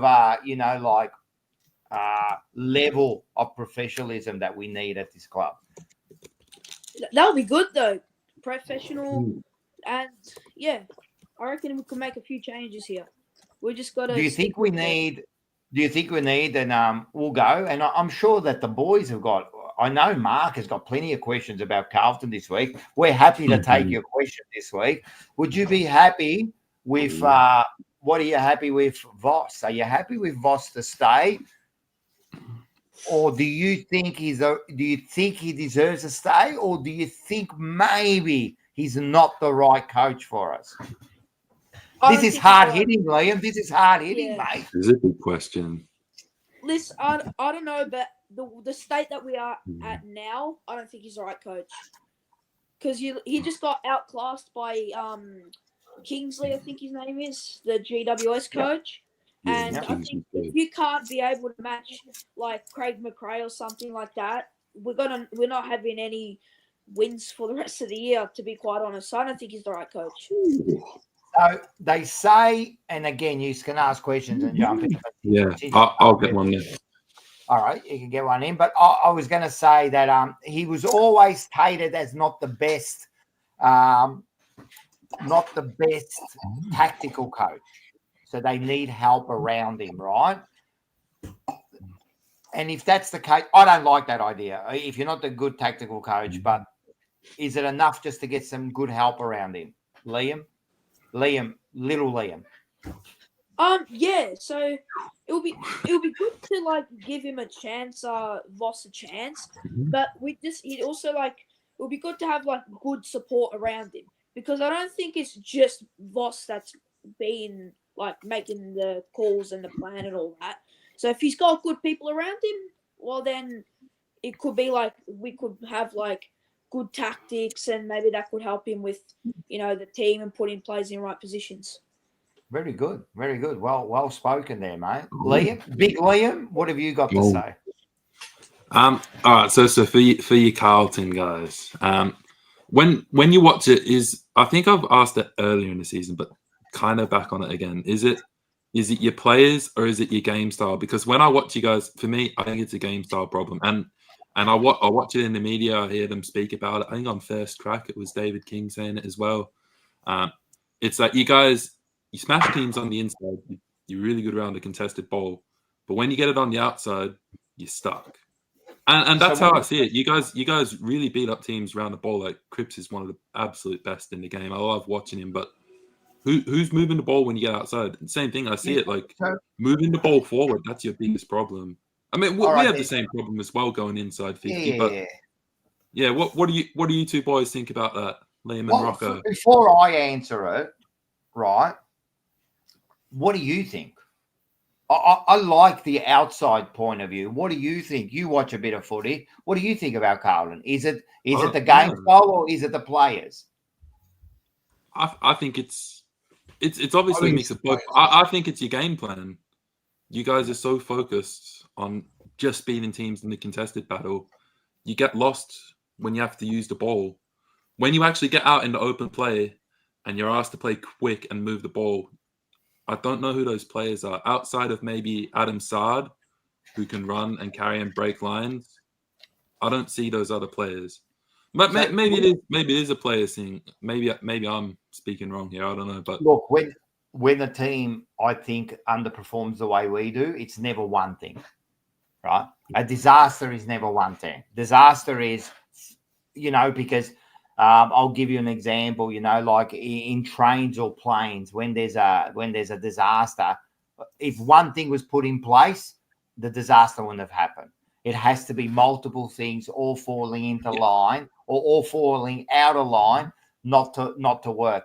To me, players are okay, but we still need a few players, like a small forward. I reckon we need a outside player in the middle, and we probably need, a back pocket outside of Saad or something. Maybe need a couple of small forwards. I think we need a couple of outside players also, The other thing is, I think sometimes we play players in the wrong position. I mean, they're killing Walsh. Walsh is getting like 10 or 12 tackles a game. That's not your job, mate. You've got to be protecting these players. Your job is an outside player. So sometimes I think he does square pegs in round holes.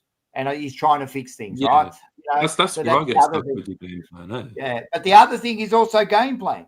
Like at the end of the day, if you notice with Carlton, what we do is, like people say, and we've talked about this on the show, people say that, oh, we've got the best defensive back six, you know, or the best defensive team because our numbers stack up. And if you look at the numbers, they do stack up. But why? Why are we defending so well? Because we put so many players back.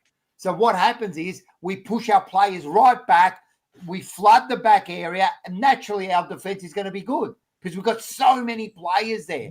But the problem is then going back forward. We haven't got those players to run back forward, and the game plan doesn't work. There's also a tendency to, like, our forwards moved way too far up forward. We get the ball, and we've got nobody up forward. And we've got two of the best forwards there, and we're not using them appropriately. The other thing we do is with our lines. If you watch footy, they usually set up in lines. So that you'll have areas of zones where they're lining up. Sometimes, if you notice, and you'll see it at the game, they push way too forward. And then once the opposition gets the ball, all they need to do is step a little bit back. They leave a gap, and that's where the opposition gets you, and then goes over that line, and they get you on the outside. So there's a few problems here. You know, it's not just one thing. It's players. And I think it's system. Our system is terrible. You know what I mean? Our system is terrible. Yeah, obviously the Blues have got some major problems, not just small problems. But I'm going to ask you a question here, Liam, Junior Liam. You said you need to make some changes. You need to make some changes. I'm going to give you a change. All right? Maybe just think about it. Just sleep over it tonight. Sleep over it and think about it. And your change is going to be break for the Essendon Football Club. Just make that change. No, Liam. Just hold on. Just relax. Take it easy. Just think about it. The change will be to break for the Essendon Football Club. Because, mate, you're a young fella and you're a beautiful young man, mate. But I don't want you to suffer for the next 30 years. So you're supposed to be asking him a serious question, man. You're talking about I'm not going to let you hassle my. I'm not going to let you hassle my guest, right? Are you serious? Are you serious that a team that's involved in drugs and then hasn't been won a final in 8,000 days? No, I won't let you hassle you if. You are a spud. You are a spud. You are a spud. You ask him a serious question or we move on. So you ask him a question or we move on. I'm just trying to brighten it up a little bit. Maybe Liam might think about brighten it up. You're telling a kid who's making Carlton, you're going to follow one of the team that systematically drugged all their young kids. Seriously, bro. Shut up, man. Shut up. That's anyway, Liam. You've insulted my guest. Hey, Mark. First of all, think about first of all, you can hear. First of all, you can see. I'm not talking to you, Manny. I'm not talking to you. You can see how passionate. You can see how passionate. You can see how passionate Liam is about his club, right? You can see how passionate he is. He comes on every week. You can see that deep down he's crying to see his team improve and do better and so forth. Why would you even sit there and say to him, you know what? Manny, but it's not even that, man. You know what it was? You know what it was, man? It's not even that. Just say you said it or Liam said it. I could almost like take the joke. Yeah. But Essendon is a cry from a real team. Yeah. They're a disgrace. We admit we got problems, but you systematically tried to kill your kids, and then you haven't won a final, and you're asking us to go from us to worse.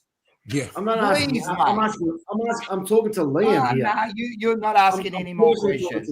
You're still a young kid. A lot of young kids, they change from one club to another when they're succeeding. A lot of kids, mate. They'll go to Oh, one shit. to another. Maybe when you're like No, 5 or the 6 kid- or something no, around, the but kid like, that's fun. I'm not going against Liam here, mate. All right, he knows. All I'm trying to say, if you want to make some changes, maybe just change. Maybe just think about it. I'm not saying to do it, but maybe just think about swapping over to the Essendon football. Mark, shut my up. If you want to stir me, mate, I'll take it. I'm not stirring Relax, Liam. bro, Liam. mate. I'm not stirring him up, mate. You're You're stirring me up. You're actually a stirring fool me up. now. You're No, a I'm not fool. being a I fool. told you to I'm ask trying to convert a him young up. kid a question. Mark, just apologise and stop it. Stop what? God, bro, mate.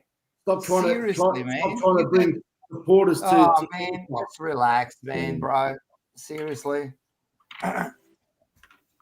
Here was the game, Liam. Did you watch it? It was 12-10, 82 to 17-8, 110. We kind of kept up with them. I mean, it wasn't a good game for 3 quarters, right? But we did kind of keep up, and then they just overrun us at the end, didn't they? Yeah. Well, I would never support the Essendon Football Club for starters. But onto the game. Thanks for the response there, Liam. Thank you. Thank you for answering that question directly to me, as opposed to everybody jumping in, mate. It was a simple. Right. Let him speak. Let him chat. Right. Let him go. Toby Green, which was, of course, a lot of people knew that they'll come out for Toby Green, which they did. Yep. I don't know. I'm just speechless now because we can't finish off games. We always, like, when we're down, we come back within 8 points, and then they just put us back down again. So it's very frustrating to watch. They lose concentration, and I mean, the one point was when Motlop kicks that goal, and then he does that stupid celebration, which really got on my nerves. And 16 seconds later, they kick the goal, GWS. So my question would be, stop celebrating and worry about getting your defensive acts right before you allow them. All right, that's good. Before I let you go, if anyone's got any proper questions for him, I'm going to ask you a question. And this is sounds like Kev's Magpies. Carlton needs to trade our big players on big money to help the salary cap free up in some players. Do you agree with that? And are you happy for any player to be traded at Carlton? It just depends on the player, you know. Like if it's a really who wouldn't you trade? Yeah, who's untouchable? Who's untouchable? Yeah. Well, untouchable for Carlton. Cripper. Yes. Definitely. Cripper, Yeah. Curnow, Wiedering, of course, all those leaders. But if I had to think outside the box, I would definitely not trade Walsh. I think he's just got to get form, and once he's in form, he's unstoppable. So if you want to keep a lucky charm, I would keep Walsh. We just need to. But in saying that, so I'm going to put you on the spot here because since you come on, I'll put you on the spot. In saying that, right, you've just named all our players that have got any sort of value, right? You've just named Cripper, Curnow, Mackay, Walsh, Wiedering. You've named them all, right? TDK, you've named them all, right? The problem is if you're going to do something like that and you want to improve the side, you might have to let go one or two of these players, Liam. Like, just remember, you follow the jumper. You don't. I know you love Curnow. I know you love him, but you say you don't want to get rid of Curnow, right? Let's say because he's a champion. What if they give you 3 first-round picks, which is what he would demand? That's a good statement, yeah, because for 3 round picks, first round picks, that will be, I think, a good deal because you bring fresh players in and clean. That's what they did with Jeremy Cameron. Geelong gave away 3 first-round picks. Geelong go ahead and win a grand final. You know what I mean? And you know what I mean? So sometimes it's good for one and the other. So sometimes you've got to be thinking about, like, maybe, and the other discussion we've had and everyone's been talking about it and everyone's been going up in arms is Silvani. Would you get rid of Silvani? No, that's one we can't let go. Can't let go of Silvani. You know. All right, but I'm going to give you a question and then I'm going to let you go. How much is Silvani worth? Yeah, So say he's on about 350 at the moment, right? He's going to be up for contract at the end of the year. What's he worth? All right, 650. Nah, too much, man. Too much? 50. You can't be paying him 650. It's too much. Nah. He's an intercept defender at the back. I know that he's Carlton through and through. I understand that. But these are the kind of decisions you got to make. You know, are you willing to pay him 650? Then what's next? You know, because clubs are going to come after him if he's up. They will come after him. And if we're willing to pay him 400 or 450, another club will pay him 550, 600. Your decision is, not yours, Liam, but the club's decision is, how much do you pay this bloke? And is he worth it? Just remember, intercept back pockets, mate, they're not like, they don't win you a premiership. Intercept. And you don't want your best player to be the intercept back pocket. That's not the player you want to be your best player.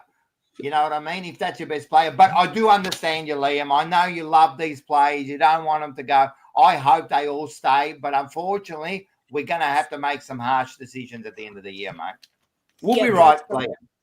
We'll be right. I hope so. You're good. You've done well, mate. You speak well, man. Well done. Go to Blues. We'll be back. Don't worry about that, mate. And yeah, enjoy the bye. You're gonna jump onto the live 24-hour. Jump onto the chat. 100%. I can't wait for it. It's gonna be so much fun. He'll be there for the full 24 hours, mate. Full 24 hours of this. Yes. Crazy. All right, mate. Thanks for jumping on. Yeah. Thank you all. And say bye to Mark when he comes back. Nah, well, he's all right. Yeah. He's innocent. He doesn't mean. Thanks, mate. See you, mate. See you, Liam. Well Take done. care. Boom. See you, buddy. He's a great kid, mate. He's got a good head on him. We're drilling for young kids, you know. Oh boy.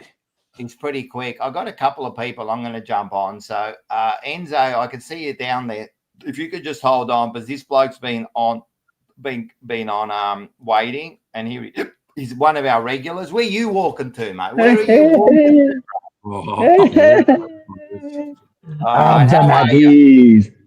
How are you, Flag Pies?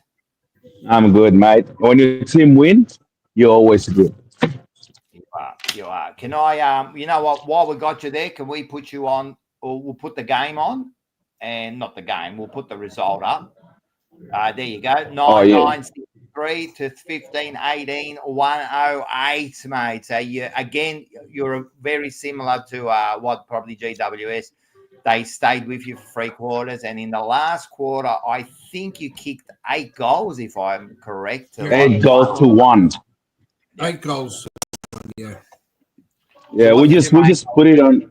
We just shift the gear up a notch, and then just show rules that they're nowhere close to the pies.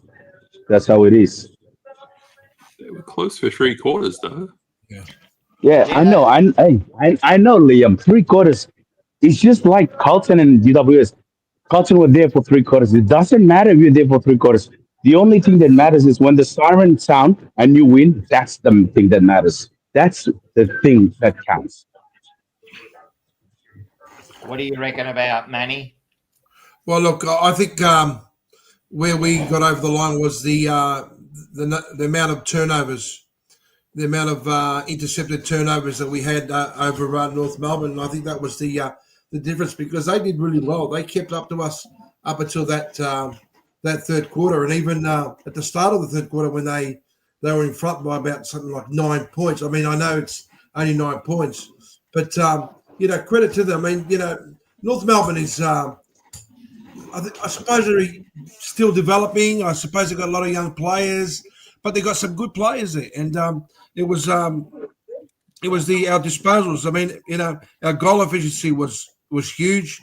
Our inside 50s were 58 to 48, but it's all about our kicking. And the last quarter it truly showed our efficiency in our kicking, and that's what it was. And our defense again. I mean, to have something like 90 tackles to 48 compared to North Melbourne, and that was just our defence alone. So, it just goes to show that we're still got some growing up to do. Let's not forget that we did have a lot of players out. We did have a lot of players out, so it's good to see that we got the win. But for me, the big test will be against Hawthorn this week. And it's going to be huge. I was at the game. I was at the game on Saturday. I think it's just you can just see the experience. This was one play from the Kangaroos when the guy got the mark from the center back and he just kicked it to no one. Like they got the opportunity, but they didn't capitalize. That's the difference between those two teams. Last quarter, Colo just bang 8-1. So, no credit to them. They were there. They were there first, second, third. But because just their lack of experience, that's what let them down. Yeah, no, look, they're a young side. They'll be all right, man. You didn't expect too much from them. They're actually giving some teams a hard time. I mean, they almost beat Essendon by 2. They only beat them by 2 points. So they're not travelling that bad. I'm going to give you one player used to are going to just cream your jocks over. How good's Jamie Elliott going at the moment? Billy Elliott, that guy is a gun. Yeah. He's doing really well. I think he's kicked 35 goals for the season. He kicked 38. 28 goals now. 28. He's on 28 goals now. Okay. Yep. Cameron is on 33. So he's doing really well. And to be fair, we had Scott Pendlebury out, we had Sidebottom out, DeGoey out, McStay out, Darcy Moore out, Lockie Schultz, and Maynard. And, of course, we had Bobby Hill that was out due to personal leave. So, you're talking about big names. You know what that means, Manny? Yeah. I don't know what that means. It's going to be good to see. I mean, I don't know whether we're going to get all these players back this week against Hawthorn. They're all coming back this week. Fly already said they're all playing this week. Yeah, well, it'd be good to see them all back. I mean, for me, the biggest surprise is McStay. He's recovered pretty well, and the turnover's been pretty quick. So, if we get most of our players back, it's going to be a really, really interesting game. And not taking anything away from Hawthorn, but I think Hawthorn the last 3-4 weeks have been very inconsistent. So, but it'll be interesting to see. They're definitely slow. Rocco, can I ask you a question? Of course. I was watching Jumper Punch last night, and I saw you. I'm sure you tipped Hawthorn. Is it because you hate Collingwood, or is it because Hawthorn will bounce back? Because I tipped Collingwood. I tipped Collingwood last week. You tipped Hawthorn, not Collingwood. I'm saying last week I tipped. It's not that I don't get me wrong. I will go against Collingwood when I can, but I just think that Hawthorn, it's bounce time. It's one of those games for them. They've had a few bad games. Hey, I wouldn't be surprised if Collingwood smash it because Hawthorn aren't going. I'm not even. Yeah, I'm not even going to be surprised. Yeah. So, that's what I'm saying. I wouldn't be surprised if Collingwood win this, but it's just, I don't know. And the other thing too, flag boys, remember this too. I am way down in my tips, right? So I'm trying to gain. Oh, yeah, you need to. Yeah. I'm telling you, man, that punch I copped last week? I'm copping it every week with my tips, man. Like it's the next time when you guys do the tipping thing, can I be in it too? What do you mean? Oh, into our tipping comp. Yeah. Next year. Yeah, next year the tipping thing.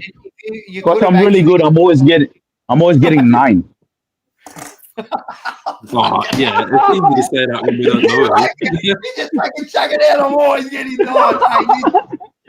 Yeah, 9 is easy. Hey, and the thing is that the cutoff point was last week, because if you're in any other comp, you could have joined in and your vote and your tips would go to them. But we're giving away about $300 worth of prizes, so it's a good prize, man.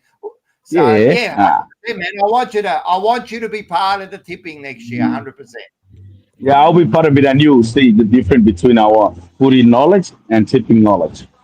Yeah, well, you'll be like by what you're saying, you should already be like on 105 tips by now. Easy. He would Before be. you go, have you got something, Mark?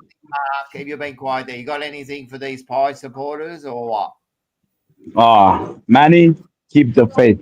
Black Pies is happening. No, I'm talking about Mark. Mark, have you got anything Mark, to say about Mark, trust me. I don't know. Mark, tell me something, please. Tell me something besides not winning a finals in a long time.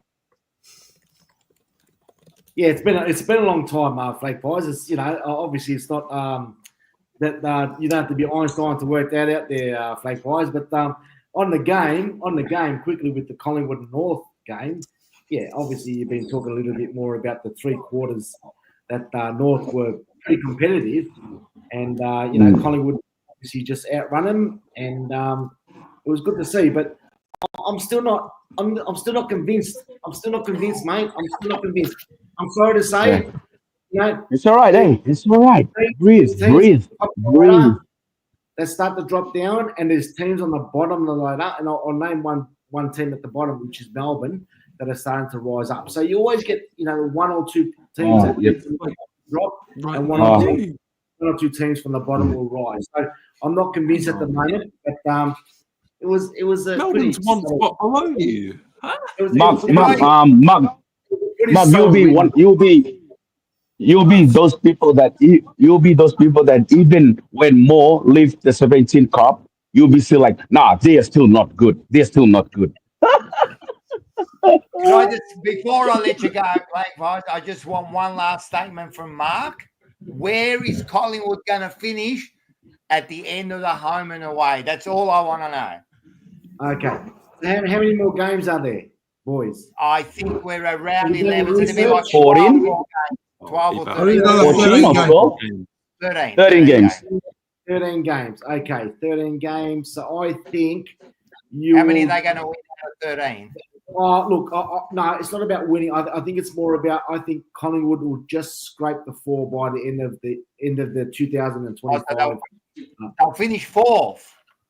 No, it'll be a percentage. It'll be a percentage difference. I think. You said they weren't going to make the top 4 last week. Yeah, he said we were going to make the 8. Mark, you change every time, just like I would change my undies, man. Relax. I think they will make a 4 on percentage, but if they don't increase their percentage, they'll make 5th this year. All right. Before I go, I'll give you this. Price, I've only 2 more games away. That's in Gold Coast and in Adelaide, and all of their games are in Melbourne, and they have 1 more in Marble. So till till then, I don't see Price losing a game. Oh, that's a big last 2023 Price this year was 9-1. They were 10-1, but now they are 9-2. But 2023 they were just beating position by 7 points, average 7 to 10 points. Now they're averaging to 4 goals. So I don't know.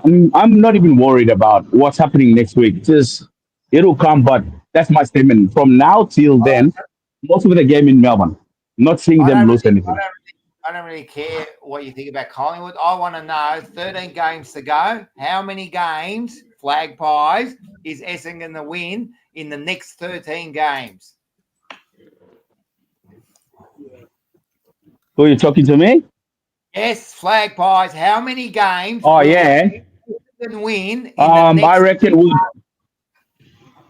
reckon we'll just drop 1, and that is Adelaide. Not you. How many games? Oh, Essendon win in the next 13 games. How many will they win? Essendon, trust me. 1, 2. I reckon they'll beat Carlton. That's it. That's it. 1 more game for the rest of the year. Yep. That's it. I'm not happy about the Carlton bit, but that makes me laugh. There you go. I love it. I love this rivalry building. All right, mate. That's good. Thank you. All right. Thanks, buddy. You all have a good one. See you, mate. See ya. You know, just quietly, I reckon the Bombers might struggle to win 3 games from now to the end of the season. Yeah. Well, they've got a tough draw. They've just dropped another couple of injuries. We'll talk about the Richmond game, but I just want to get this bloke on. Oh, he's one of our good friends. Enzo. He's got the best name. Hi, boys. G'day, Enzo. How are you, mate? How's the top, Rocco? I love it. He's got the merch You guys on. hear me okay? Yeah, good, mate. All good. No, we can hear you okay, mate. We can see you good, yeah. Excellent. Great show, as always, guys. Thanks, mate. And Rocco, letting people get on like myself, it's awesome, I tell you. Yeah. I'm trying to feel involved, feel trying to get connected. a few more should get on. I'm glad you came on, man, because you always comment. I know you're all earlier on in the chat. Yep, sorry. No, earlier on in the chat, I actually asked a few people, get some new people on. Yeah. And I see the same faces, so I thought I might as well get on myself. I love it. I've been pretty sick for the last 2 or 3 days, so today was the first day out of bed, just with a cold and a flu. All right, that's good. So I thought I might as well get on. I'm feeling a bit better. So, Enzo, Flag Pies Manny. He kind of works in the same kind of industry as us, you know that? I do, yeah. But is he over the V? No, trams. Oh, trams. Yeah. Okay. And in saying that, one of the points I was going to say is about the drug saga. Yes, I want to hear it. I want to hear it. Being in public transport myself, mate, one strike, you're out. You know, so. Yeah. And I've known a few people who have unfortunately stuffed up, and you know, look, you got to look for another job. So I think the AFL should set that standard. And first time I've seen Enzo, Rat see him. No, Rat's seen me before. I was on the TJP show. Yes, if you would have watched, you were on the TJP. And don't worry, Enzo, we'll get you back on, man. No, that's all good, mate. I only shit stir when I say to get me on. But anyway, so I believe you're a star. You love it. I believe one strike, you're out. It would set the standard. It would make from kids to the elderly think, all right, well, they're going hard on this. So you got to they want to set a standard with everything else, you know, with to be inclusive, the gay thing, the Aboriginal thing, which I'm all for. Set the standard with the drugs, because it's a big bloody problem. I mean, I'm old enough to have lived through the 80s and the 90s. I saw a lot of the damage it does, like a lot of us would have. Excuse me. And, if they want it, it's a job. It's a well-paid job. They're privileged to play AFL. I'm sure we all wanted to at some stage. And, you know, if you're going to be that stupid enough to do it and get caught, well, then, you know, look for another job or play in another division that will allow, 3 slaps and then you're out. But anyway, No, and I completely agree, man. And I completely agree with that. We've got to set a standard. And you said something there that made sense now. You know what? There's no tolerance now on racism, right? There's no tolerance on anything else, but yet there's tolerance on drugs. So what's going on? Either you go hard on everything, or just let's be. So you're right. I guarantee if there's, you see if there's racism, what do they do with people in the crowd, man? They cancel their memberships, and they and then if someone does it on the ground, but yet the drugs, all right, we'll give them 1, 2, 3 chances. Yeah. You know what I mean? So you're absolutely right. They set a standard. That's my take. So. No, you're right. And funny enough, the other thing I was thinking of was a little bit with what Mark was saying earlier. I actually wanted to get on and say a little funny story about, how he was asking young Liam to change teams, like to jump on the Essendon ball. It was funny when you said that. I was thinking that's what I wanted to bring up about. Do you guys know of anyone, or what do you guys think about people who, especially when a lot of people change their teams when they're younger for whatever reason, and I sort of understand that. But I've known people in their late teens, early 20s who change teams, and I'm 100% against that. Like, you know, like I just can't. When they're really young, I sort of understand. So a funny story is after the last game that we played, Rocco, if you can call it that, we played that game. I don't think we were there for about 40 minutes. We were there. We showed up. We showed up. Yeah.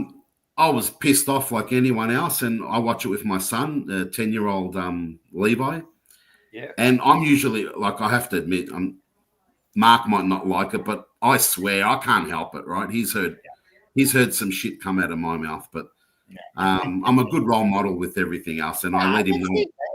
I let him know I can say that. I don't want to hear it from him. But anyway, so I turned around to him, and he was waiting for me to just, you know, say, F Carlton. I just turned around to him and I said to him, you know what, Levi? And he goes, what, Dad? I said, follow another team. And I got up and I walked out. That game really got to me, only because I know the capability that the team has, not full talent, but some talent there. Yeah. And then to see that rabble week after week. Enzo, here's a question for you. So you sit there and you say to your 10-year-old, follow another team. He comes back to you and he says, what he said to me. Dad, I'm now, even though I probably hate them for them being so successful, but I want to follow that team. Where would you draw the line? Then I'll probably tell him to shut up and sit down. And no, well, the funny thing was I cracked it. I said to him, mate, just follow another team. Like trying to say to him, it's not worth it anymore with this team, right? You're going to go through. But he came back at me when I was walking away and he said, Dad, he goes, I don't care how good or bad they're playing. He said, I will never follow another team. And that's when it hit me. Good lad, sort of. That's when it hit me that the club, as Rocco says, that monogram, that logo, the emblem, whatever you want to call it, is bigger than these current players at the moment. It's bigger than the current coach at the moment. I'm telling him to follow another team, you know. Yeah. In 10 years, 5 years, that could be a powerhouse again. Yeah. And I've got him following some team, you know, so I've got to let him But you still haven't answered the question, Enzo. But you still haven't answered the question. Okay. What was it again? The question is, if he did come back to you and he said, you know what, Dad, I've taken your advice. I am now officially whatever. What team would you say? Oh, like what team would I tell him to follow? No, well, what team would you draw the line? Where would you draw the line? If he said to you, I actually said to him, you know, go for it, Manny. No, I was going to say, if he said to you, you know what, Dad, I'm going to be GWS, I don't think you'd take it as hard. Whereas if he turned around and said, you know what, Dad, I'm going to wear the black and white. Yeah, look, my brothers are calling that would be awful. Oh, boy. But I did say to him, because when he looked stunned at me, like he freaked out that I even said it, I said to him, follow the Hawks or the Bulldogs or something. They're two teams that I would, you know, I could live with that. Interstate side, I don't think I can. And as great as Collingwood are, mate, that's the team you'd want to follow. You know, I can't see it happen because I saw Liam's face there. I just can't see it happen because apart from one brother, we are all Carlton through and through, you know. We all bleed blue, like everyone says. So, but if it had to be a team, maybe the Bulldogs or the Hawks. No, listen, man, I would not accept it. I would not accept it if if my team never won another game. My son and daughter are going to suffer with me until fucking eternity, right?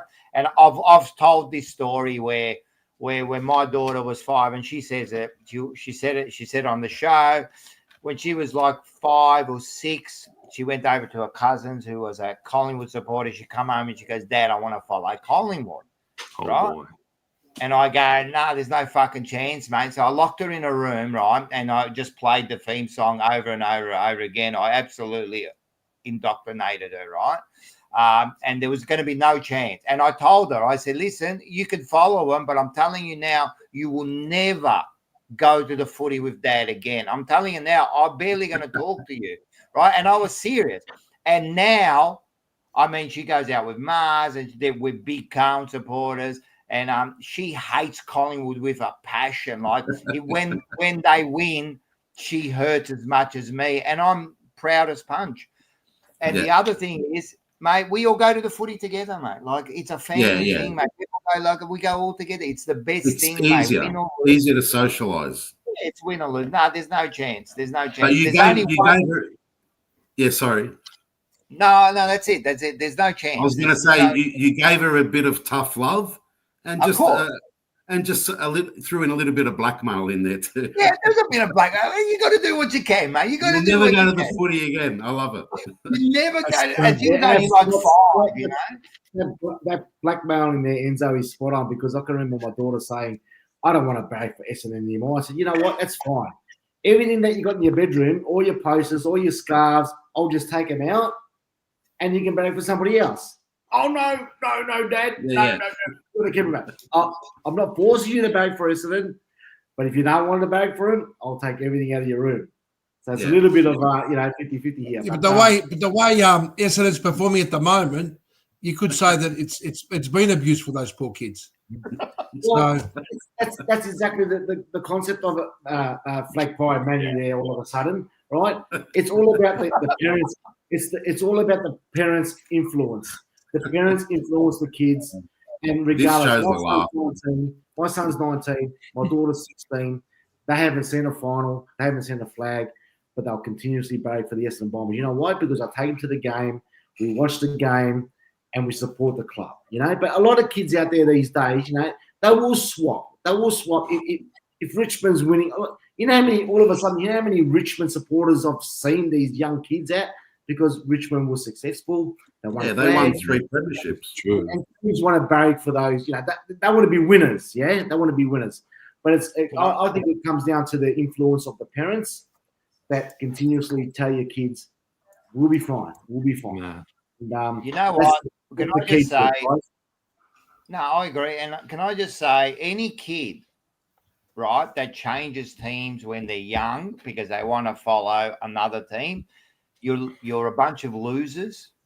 And your life's going to be a misery and you've got nothing going for you because if you're that shallow that you can't stand by, how can I trust you in anything anymore? So anyone that's swapped, sorry to say, I have no respect for you. You have to stick by the misery for the rest of your life. Sorry. You can't be chasing wins. You can't be chasing because they're playing well. Oh, now I'm going to follow them. That's not what it's about. You know what I mean? What do you do that with all your life? You can't, mate. Like your kids. Your kids aren't brain surgeons. They're not the most scholars of the world.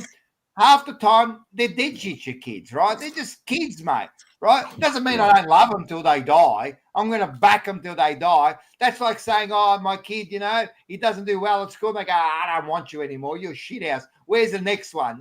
No. It shows character to be a loser. I have to speak here now. I have to speak here. Tell me. This chat is very interesting because as you boys know, obviously I support Richmond. Of course. My old man, the only other person who watches football in the house, West Coast supporter. Him and my grandfather, both West Coast members for 30 years. Yeah. And I support Richmond. But so there you go. So I guess how'd you get to Richmond? What happened? How'd you get to Richmond? It's different, yeah. As a kid, you like the superstars. I really liked Matthew Richardson. He was my favourite player when I first started watching footy. At school, I always kind of like being a little different. But we had a teacher that used to give us footy cards. He was awesome, and he was really big on footy, and he put us on like tables of different teams. And I was on the Richmond table, and I was kind of like, right, I support Richmond now, and that was it. I would have been maybe 6. I've stuck with them ever since. But it was hard, like growing up, because obviously you're in West Australia. Everyone supports you. West Coast for free. Hey, when you get to Melbourne, when you come to Melbourne, you come and visit me at Northgate, and we'll go for a coffee, and you'll get a chance to meet Matthew Richardson. I will hold you to that. That'd be All right. awesome. And just to let you know, this is one of the other players that they've drafted from the Essendon Football Club. He's actually won. He's 196 centimeters. This is a just a small figurine of him, but this is what he looks like. Big nose, You know what? big ears. You know what, man? Okay. As long as he can friggin' mark a ball and kick the ball straight, I don't give two shits who will recruit him. Well, you know what, Mark? You know what, Mark? Anything is better than what you're at the moment. That's exactly what I was going to say, mate. That's the concept of it. I don't care who it is. At the moment, the injuries, the way they're going, whoever they are, as long as I kick the ball, I can mark the ball and kick it straight, I'm happy. Yeah. Can I just before that's been a great question or conversation that you just did, Enzo. I like that. But I'm gonna that comment here and I agree with this, but I don't even like people who tell me that Carlton is their second favourite team. Who the fuck has a second? I'm with you. I've heard. You know what else I hate? I've got friends at work, and you know these people. They're Collingwood supporters, and I got one bloke. He's a top bloke, and he'll go, "No."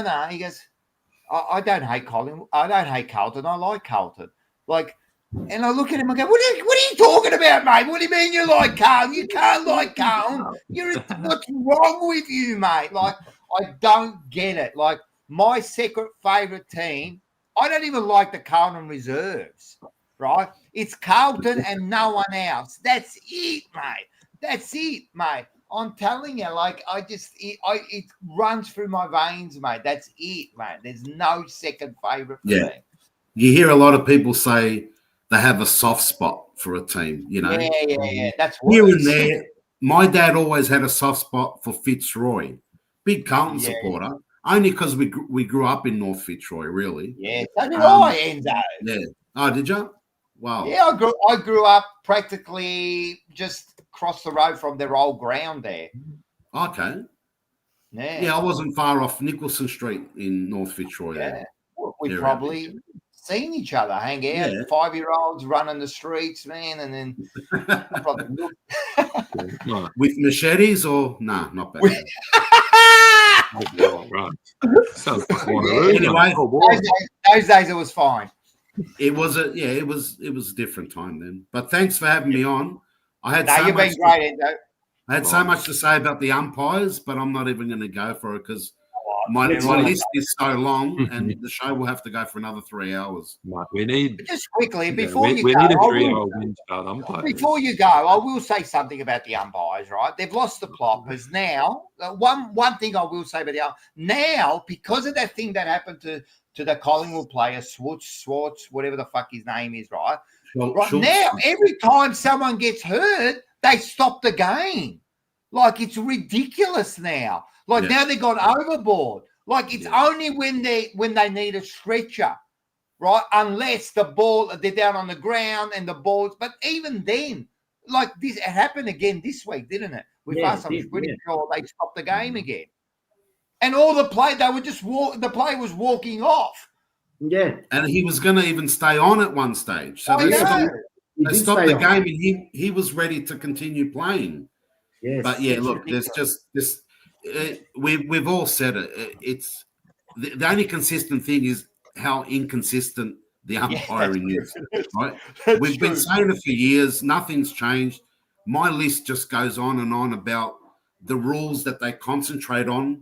And they're going to go hard on it for 3 or 4 weeks, 5 weeks. It's like a couple of years ago. They will. What happened to this dissent rule? Yeah, remember that? Remember they used to, if you even look at them, they used to give you a free kick. You couldn't point to the scoreboard. It was costing games. Now you see players going, "Oh, bullshit! Come on!" And they're just settling because that's not the the flavor of the month, so to speak. It is now the 15-meter rule is the one. It's 14.95, and they're saying play on it used to be. It has to clearly be, not a little shitty 10-meter kick. Otherwise, it's a mark. And we all know how ridiculous this insufficient, stupid That's- rule is.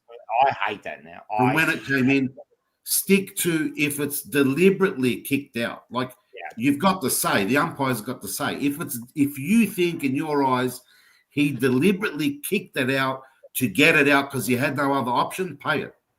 Not if it's kicked in the center, it does a leg break 25 meters that way.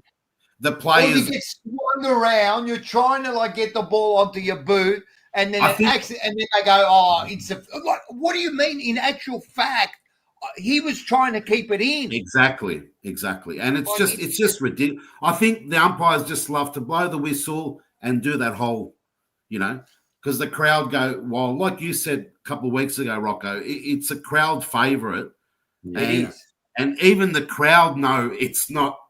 It wasn't intentional, but they just go for it. They wait for the umpire. It's the only time the umpire gets a little bit of a That's right. They had a really bad one in our game as well. Hey, did they? I didn't see the Richmond game. It's just become a bit of a joke. But anyway, what do we do? Yeah, it is. It's a joke, man. Every year there's something to do with the umpires. So, but I just hate the fact that they concentrate on a rule and they go hard at it. It costs them games. It gets people pissed off. It's all over the media. And then, the same time the year after, it's not even thought about. How could it have been that important back then, to cost games and give 50s and now you're not even worried about it. Exactly. It's just and ridiculous. exactly what you said, exactly what happened. That dissent rule cost, I guarantee, I can't remember, I guarantee it cost a game or two. It cost a few games. Yeah, and now because they were 50 meters. Now you can punch the umpire in the face and they let it go.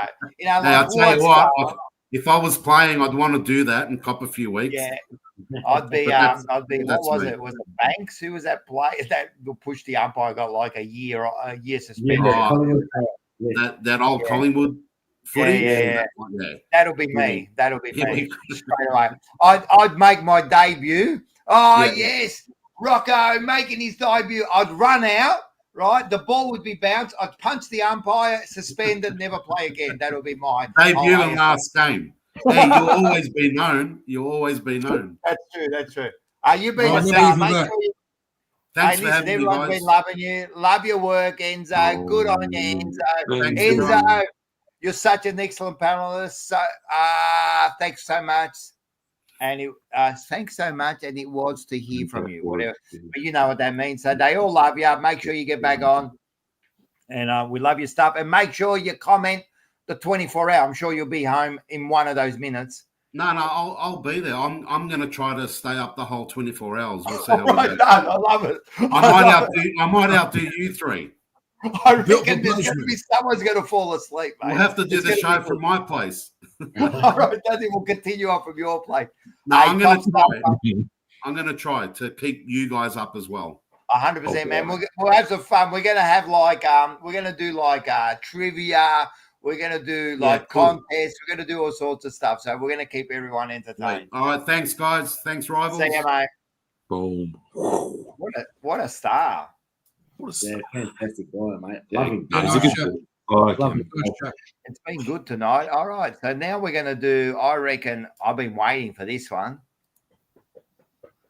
11:15:81 to 8:10:58, man. I actually watched all of this game. As I said, it took 3 quarters for Essendon to get over him. It was actually, to tell you the truth, and if you disagree with me, I know you're not serious.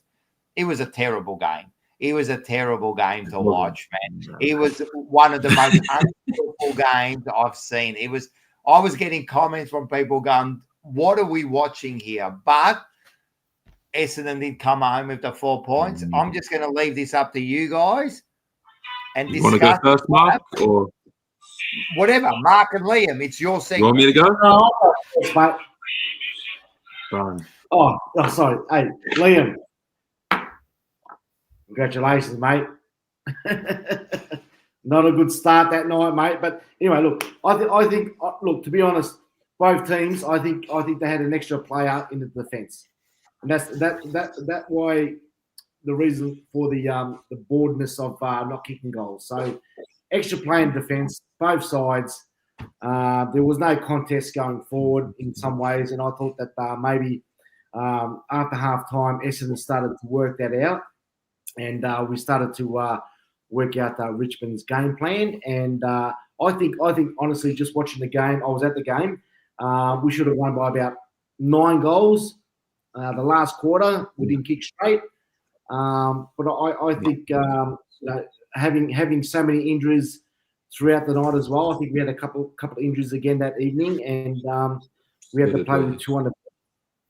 But congratulations to Nick Martin winning the medal that night. Also, Angus Clark on debut, kicking 3 goals. Also being nominated again this week for the Rising Star. That's 3 players this year for the Bombers being nominated in the Rising Star. That's got to be some good feedback there. And obviously, congratulations to Zach Merritt again. Fantastic. He's a superstar, man. He's a gun. 3-odd possessions. Sam Durham, I think he's going to be our next leader. Mid-season draft pick and from Richmond. This kid is a gun, mate. He won the game for us, to be honest. Regardless of the way the situation of that game that night being boring and not entertaining, this kid Sam Durham, mate, honestly, he won the game. So it wasn't pretty. I think we just maybe outplayed Richmond in the last quarter, and we should have won by a lot more if we had kicked straight. But we get the 4 points. We were in the top 8 that night, but they call it the sleepover. They call it the sleepover night. So we stayed there for one night, and obviously the other teams took place from there. So there's not really much to say at the end of the day. Essendon obviously had to get the 4 points. You've got to beat these teams. And it was good to see some of the young players. It's more about the young players now taking control. Archie Roberts, again, another good player that played in the back line there. And, we're gonna probably obviously struggle next week due to the fact that we've got some serious injuries again. But kudos to the Essendon Football Club. 4 points. It's what, six wins, and you'd be 6-4, yeah. 6-4, and we're still 1 game behind everybody else. So look, you can't ask for much more, regardless of what people were watching on that Friday night, being exciting or not. To me, I'm happy to get the 4 points, and that's the key. Go to Bombers. All right, before you speak, Liam, just let me say a few points here. First of all, Rising Star. Rising Star means nothing because it just depends on who plays well that week, So then they have to give it to someone. So that's the first thing. Second thing, right? You should have won by 9. I don't know. Wait a second. Let me finish. That's 3 players this year that have been nominated. It has to be a good story. Well, there's 3 young players. Who are the 3 players? Who are the 3 players? Well, Archie Roberts, Nate Caddy, and Angus Clark. Right. Cool. So come on, man! Like, fuck. I wasn't sure. What do you want? It still doesn't mean anything because what happens is it shows you that those players. Now I was speaking, and I'm telling you now, it doesn't mean anything because it just matters on who was playing that week. If no one played well, they have to pick somebody. Like if there's no under 21 who's played under 20 games that played well, what they do is they just pick someone. But the guys kicked 3 goals on his debut, mate. Next week. He did play well. What he does against Brisbane. But anyway, let me finish. I'll let you speak for 10 minutes about your shit game, right? Let me speak now before Liam has his thing. All I wanted to say is, if you believe that you should have won by 9 goals, you are delusional. Richmond should have won that game. Richmond should have won that game. All they needed was Lynch, and you would have been done. You would have been done. Man, they kept up with you, and then they just fell away at the end. You didn't improve. They fell away at the end. I saw the way they panicked. They fell away. So if you believe they should have won by 9, you are more delusional than I thought. In the last quarter, mate, I was watching the game. I was watching how many times Essendon went forward and just didn't kick those goals that we needed, right? And it was they were easy goals. Watch how many times Richmond gave up the ball. Richmond, the last quarter, they should not have even gotten close to us, mate. We took control of the game, mate. I was sitting there, and I'm saying to myself straight up, we should have won by a lot more, because at the end of the day, you should have been down by 5 goals at 3/4 time. No, we shouldn't have. Come on, bro, man. What game do you want? You are so one-eyed, you cannot see anything. You're beating bottom sides by 2 points, and you're sitting there like praising them. Man, watch this week how you get absolutely belted again. Because what I'm trying to say, Rocco, is that we should have won by at least 8 to 9 goals. No chance. You're lucky that you won it all. Our effort in the last quarter, mate. We demolished Richmond in the last quarter, mate. Richmond didn't even go forward. Okay. I know. And how many times they turned the ball over? We kicked 3 goals, 6, mate, or something like that. So how many times they turned the ball over? Doesn't matter. Well, that's their pressure. That's why they've turned the ball over. So at least it was a good sign that we actually kind of had to work out our game plan, and we won by 5 goals. Obviously, you know, the Richmond player happy man. Hit the goal 2 seconds on the siren, but it was 5 goals. Just these 2 players. Richmond should have had more of an effort. Just these 2 players on the screen here, and you would have been done. Yeah, and our criminal. Well, you can also say that. Anyway, it's Liam. Yeah, 2 players on the bench in the last quarter, and we still smashed them by 6 or 7 goals. Right. So, you know, so you should have beaten us in the last quarter. Okay. All right. Nah, look, you've both made some interesting points there, haven't you? Unfortunately, yeah, it wasn't a great game of football, was it? I think that shows where both teams are at. Yeah, Mark, if you think Essendon are a good team still, I didn't see it. For me, I didn't see it. You can ask me at the end, but I don't think you were great. We didn't do a really good job. I think the biggest problem that we had was ball movement. First half, you spoke about that big out, Tom Lynch. We didn't have a good target to kick to down there, and that really affected us.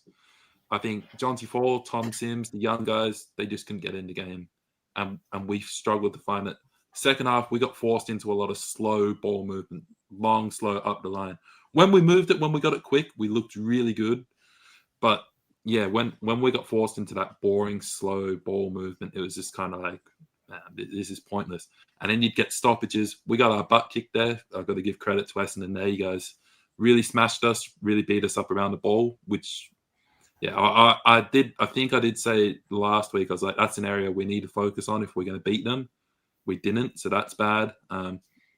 Nankervis was a big out for you guys. Yeah. Samson Ryan wasn't up to it, which is unfortunate. Nankervis out, yeah, it's always going to help.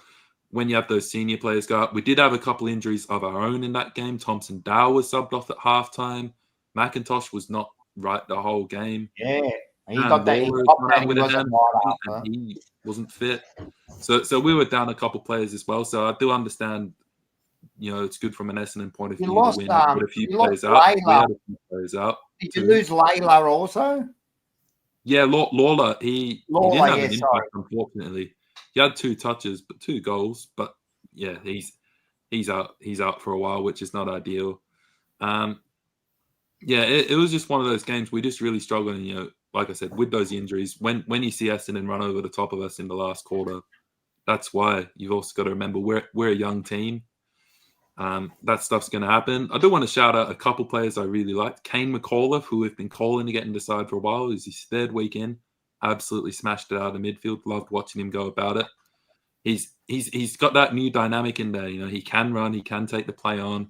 He uses his hands really well. Really like him. And Campbell Gray, 2nd game in the team. He made his debut a month ago against Melbourne, so back in this week. He did a really solid job down back. Nate Caddy locked him out. Didn't see Nate Caddy maybe till the last quarter. Locked down by the 2nd game. But Campbell Gray, really impressive. Deserves to keep his spot in the team. But yeah, look, couple players coming back this week. Lynch will obviously back from concussion. I'm assuming Nankervis will be back. He's not on the injury list. He was just managed after a big game in a 5-day break. Yeah, not too much to like about this game, but when you look at it, we pushed Essendon for 3 quarters. I'd nearly say we were the better team. I wouldn't say like Rocco. I wouldn't say we probably should have won, and obviously, I don't think we should have lost by 9 goals. I think you were a better side. Maybe 2 goals if we lost by that would have been fair, but yeah, that's how I saw it. You guys can ask me any questions.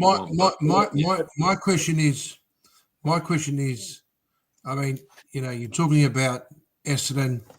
They got 6-4, and they got 24 points, and they've got an amazing percentage at the moment. I think it's sitting at 85%, which is 85% is fantastic for the Essendon Football Club, because that's what they averaged for the last 20 years. But my question is this what we're going to be, settling down to? Where you beat Richmond, who's at the moment a young side who's had glory. Let's not forget about the glory they've had. And if it wasn't for Big Cox spoiling that day where he beat Richmond, they would have ended up with 4 premierships.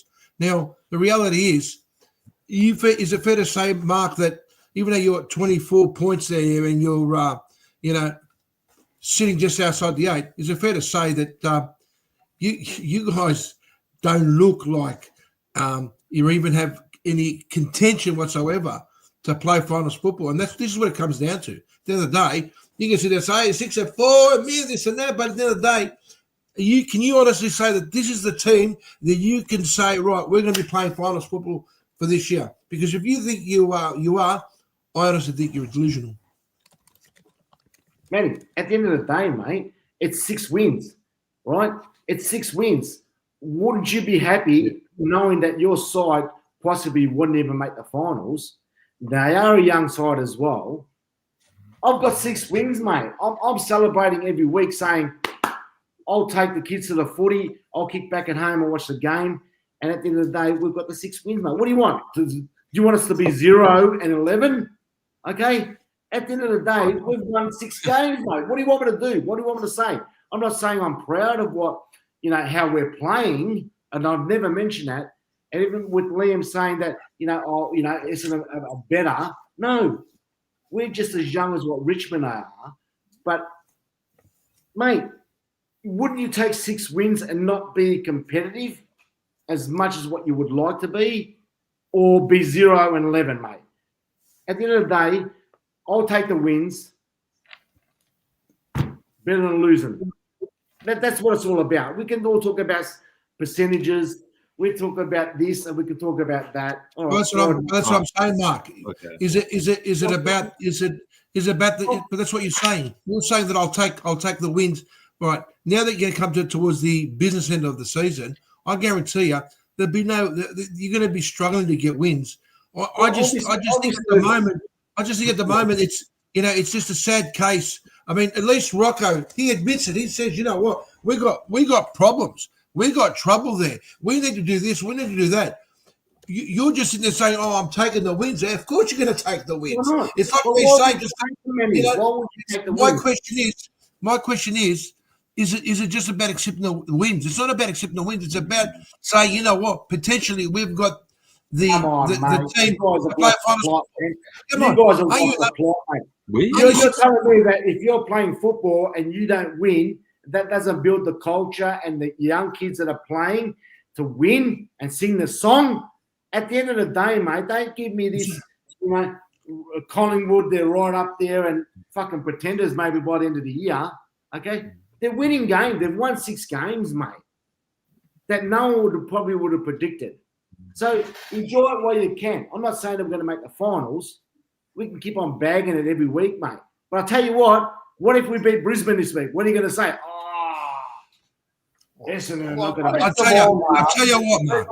First of all, Mark, at the end of the day, I support my club. I support my team, right? They're winning. I'm enjoying their wins, regardless how they win. because you feel good about it. Don't we feel good about it? Or do you want to lose every week? It's not about losing, or you're missing the point, Mark. You know what? Enjoy your wins. Do whatever the fuck you want. Enjoy your wins. All we're saying, right, is we look beyond that. If you want to be mediocre and just be so short-minded where you're going, as long as I get that, that's for my nephew at 5 years old to say, right? But when you look at it, you go like, okay, how have we been playing? Is that going to stand up to finals? I'm telling you, your football is one of the slowest, most boring football. And when you come up against any good side, you fall over. But you sit there and accept it. You're just happy with it. I'm happy with the wins that we're getting. We could have lost against Richmond. You know what I mean? You might as well lose if you don't make finals and you beat North Melbourne by 2. You beat West Coast by 2. You barely get over Richmond, and you're happy with that. Don't worry about the football club. I think you boys have got a lot more things to worry about at the moment. At least I'm happy with my Mark, listen to me. Mark, see, that is your go-to. Soon as you get challenged, yes, it is. Soon as you get challenged, you go back to me. I've said everything. I've said we're no good. I said I'm not denying it. So by you throwing it at me means nothing. It means 0. We're talking about your side. You get defensive over, we just won. As long as we win, fine. Happy with that. The week before when you get pumped by 90, and this week when Brisbane make you look like fools, then we'll see about, are you happy with the game plan? Are you happy the way you move the ball? Are you happy with the way you're like, we are the worst kicking side. You aren't far behind, but you accept that. You're saying that's fine. I'm not saying it's acceptable, but we're getting the points, mate. You guys are not getting the points. What? We're talking about, you're happy with the points. Take the 4 points. What? So what? You were in the 8th for most of the year last year. And then you miss out. And now you're going to be in exactly the same position. It is different, and we've got a lot of injuries. And we've got it doesn't seem to be. It doesn't seem to be for you guys. Every year seems to be the same for you guys. But you are, like Einstein said, doing the same thing over and over and over and expecting a different result is actually insanity. Well, I'm not going to sit here and bag the Essendon Football Club on this show about what you want me to say. I don't want you to bag them, but I'm always going to think positive. Like there's a lot of media out there that they're going to bag you at that 20 years, 30 years. I don't give a shit. There's a difference between being positive and being realistic. Mate. I'm going to keep on supporting, mate. But you're trying to say, wait a sec, you're trying to say I don't support my team. No, I didn't say you're not supporting the team. Yes, you did, because you just said I'm going to keep supporting, referencing that I don't support my team.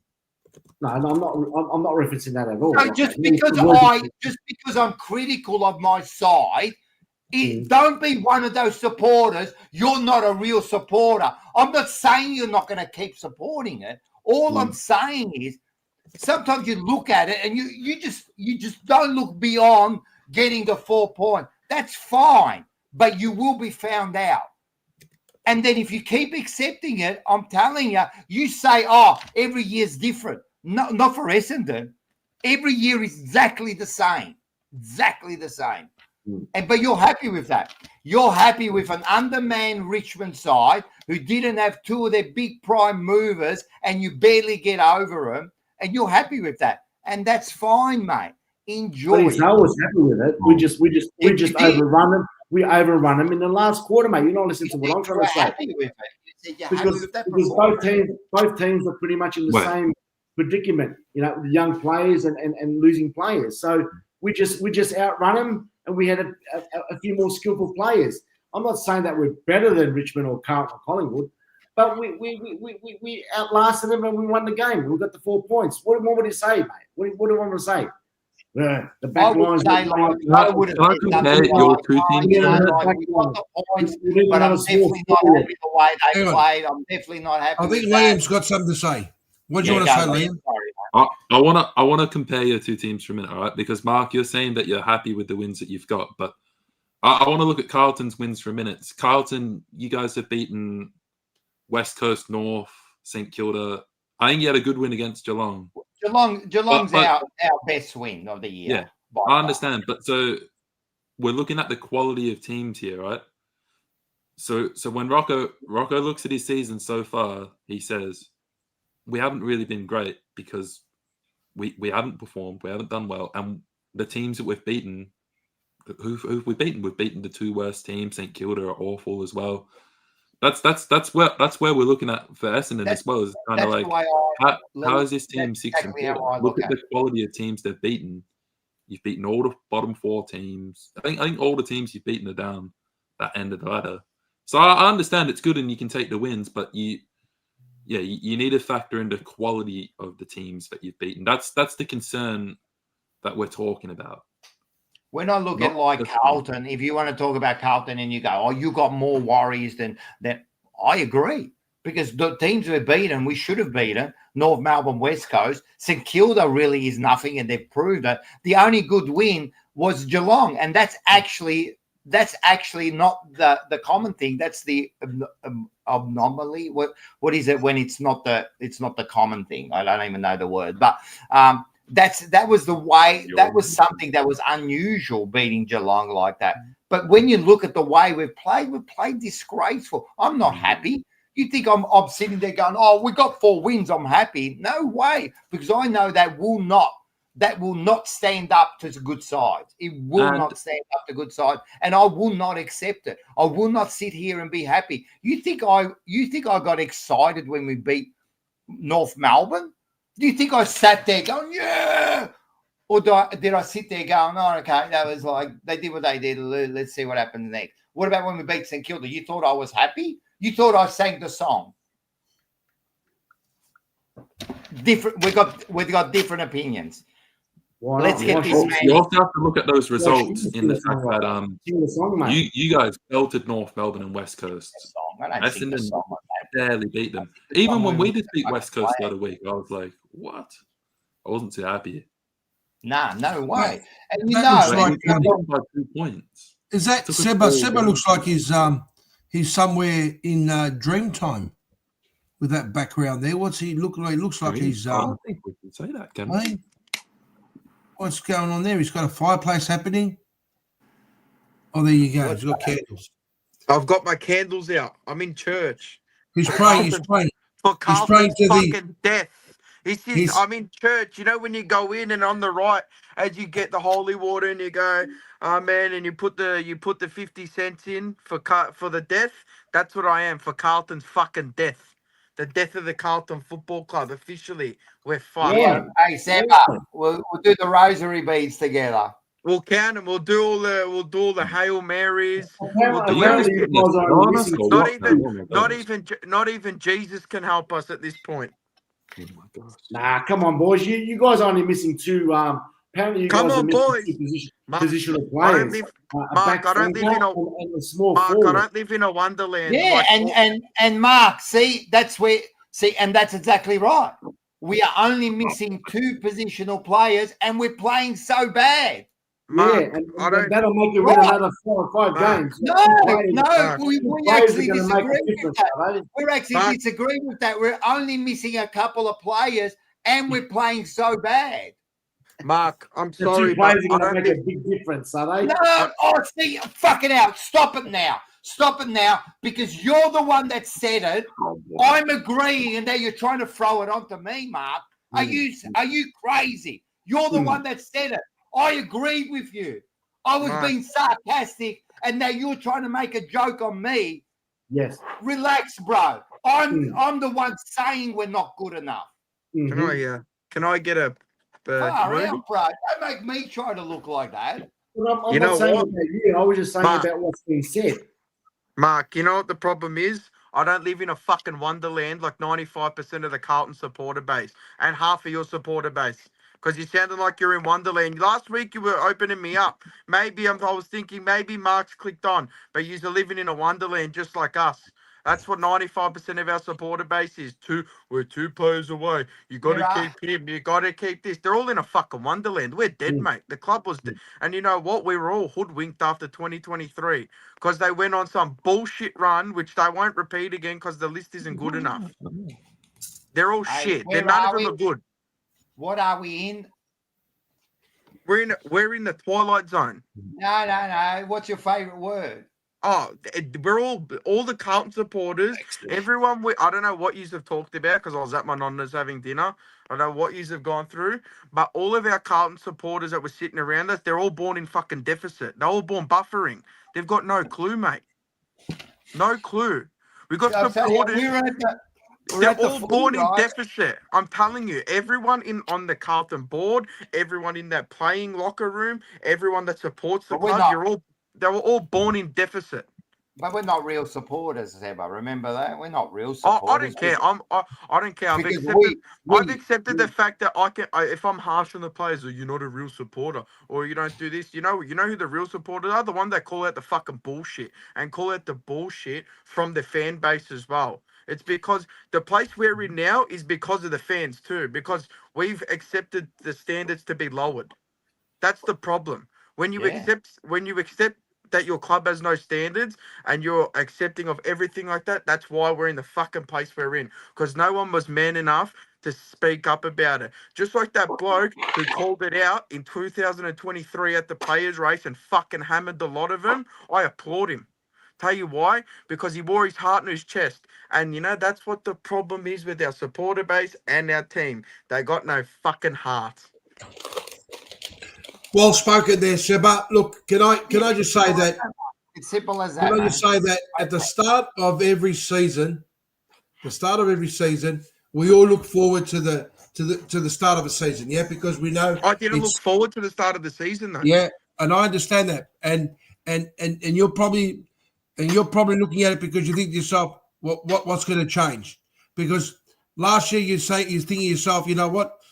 Potentially we should have been top 4 side. The year before that, the same thing. And then all of a sudden you come to this year and you think to yourself, you know what? I've just seen too much bullshit and you've accepted it. But the reality is most supporters are hoping that they're going to see their teams play some finals football. Manny, when I knew it was finished as a support from my standpoint, you know how I knew this team as a whole, as a collective, the list was finished. You ask Rocco and me, Rocco and Mars, because obviously we sit together. The North Melbourne game, what was it, near the end of the year? Me, Rocco and Mars, obviously me and Mars were on the same side. We fought with the Rocco on this. We were in a dogfight to North Melbourne. It doesn't matter injuries, that. And we're in the dogfight and we won by 44 points. Yeah, but we made that 44 points look like a 5-point victory. Yep. And we fought about this for weeks on end. Me and Mars against Rocco, and not saying that Rocco wasn't right or I was right. It's not that. It's the point of that's when I knew as a whole this team and this list then they weren't good enough. They weren't good enough, and they doubled down and showed me that they weren't good enough, and mentally they were fucking weak. When we went up to Brisbane and we were 60 to zip down. I was sitting we were sitting there looking at it, laughing, bro. Well, here's a question that I asked last week and I asked it the week before, right? Now I'm going to ask it again. Hopefully someone's going to turn around and give me an answer. All right. I know for Liam's already, he's already said, Mark, where do you think this wonderful 6-4 and with this extra game that you still got in your pocket and an 85% percentage you have at the moment, where do you think you're going to finish in the end of the year? Put your money where your guts is and tell me. Just be honest with me. Well, Manny, mate, at the end of the fucking day, mate, every week we suddenly get 2 or 3 injuries every week, mate. So it's not making it any easier. Matula, this is your request. Don't give me that shit. What can happen to predict something now? We've got 15 players on the list. You know what's funny? Right? You know what's funny about this? You know what's funny about this? Last year, Mark, when Carlton had all those injuries and Richmond when fucking hell, I've forgotten his name. Who is fucking hell? How could I do that? The Richmond. Who was Quinn. the Richmond? Quinn, you Quinn. fucking Oh, idiot. What? Sorry, Quinn. I'm sorry, man. I forgot. When Quinn had all those injuries, you more than once said, "So what? Injuries. One man steps up. Can't blame injuries." You said it to Richmond that many times. You said it to Quinn.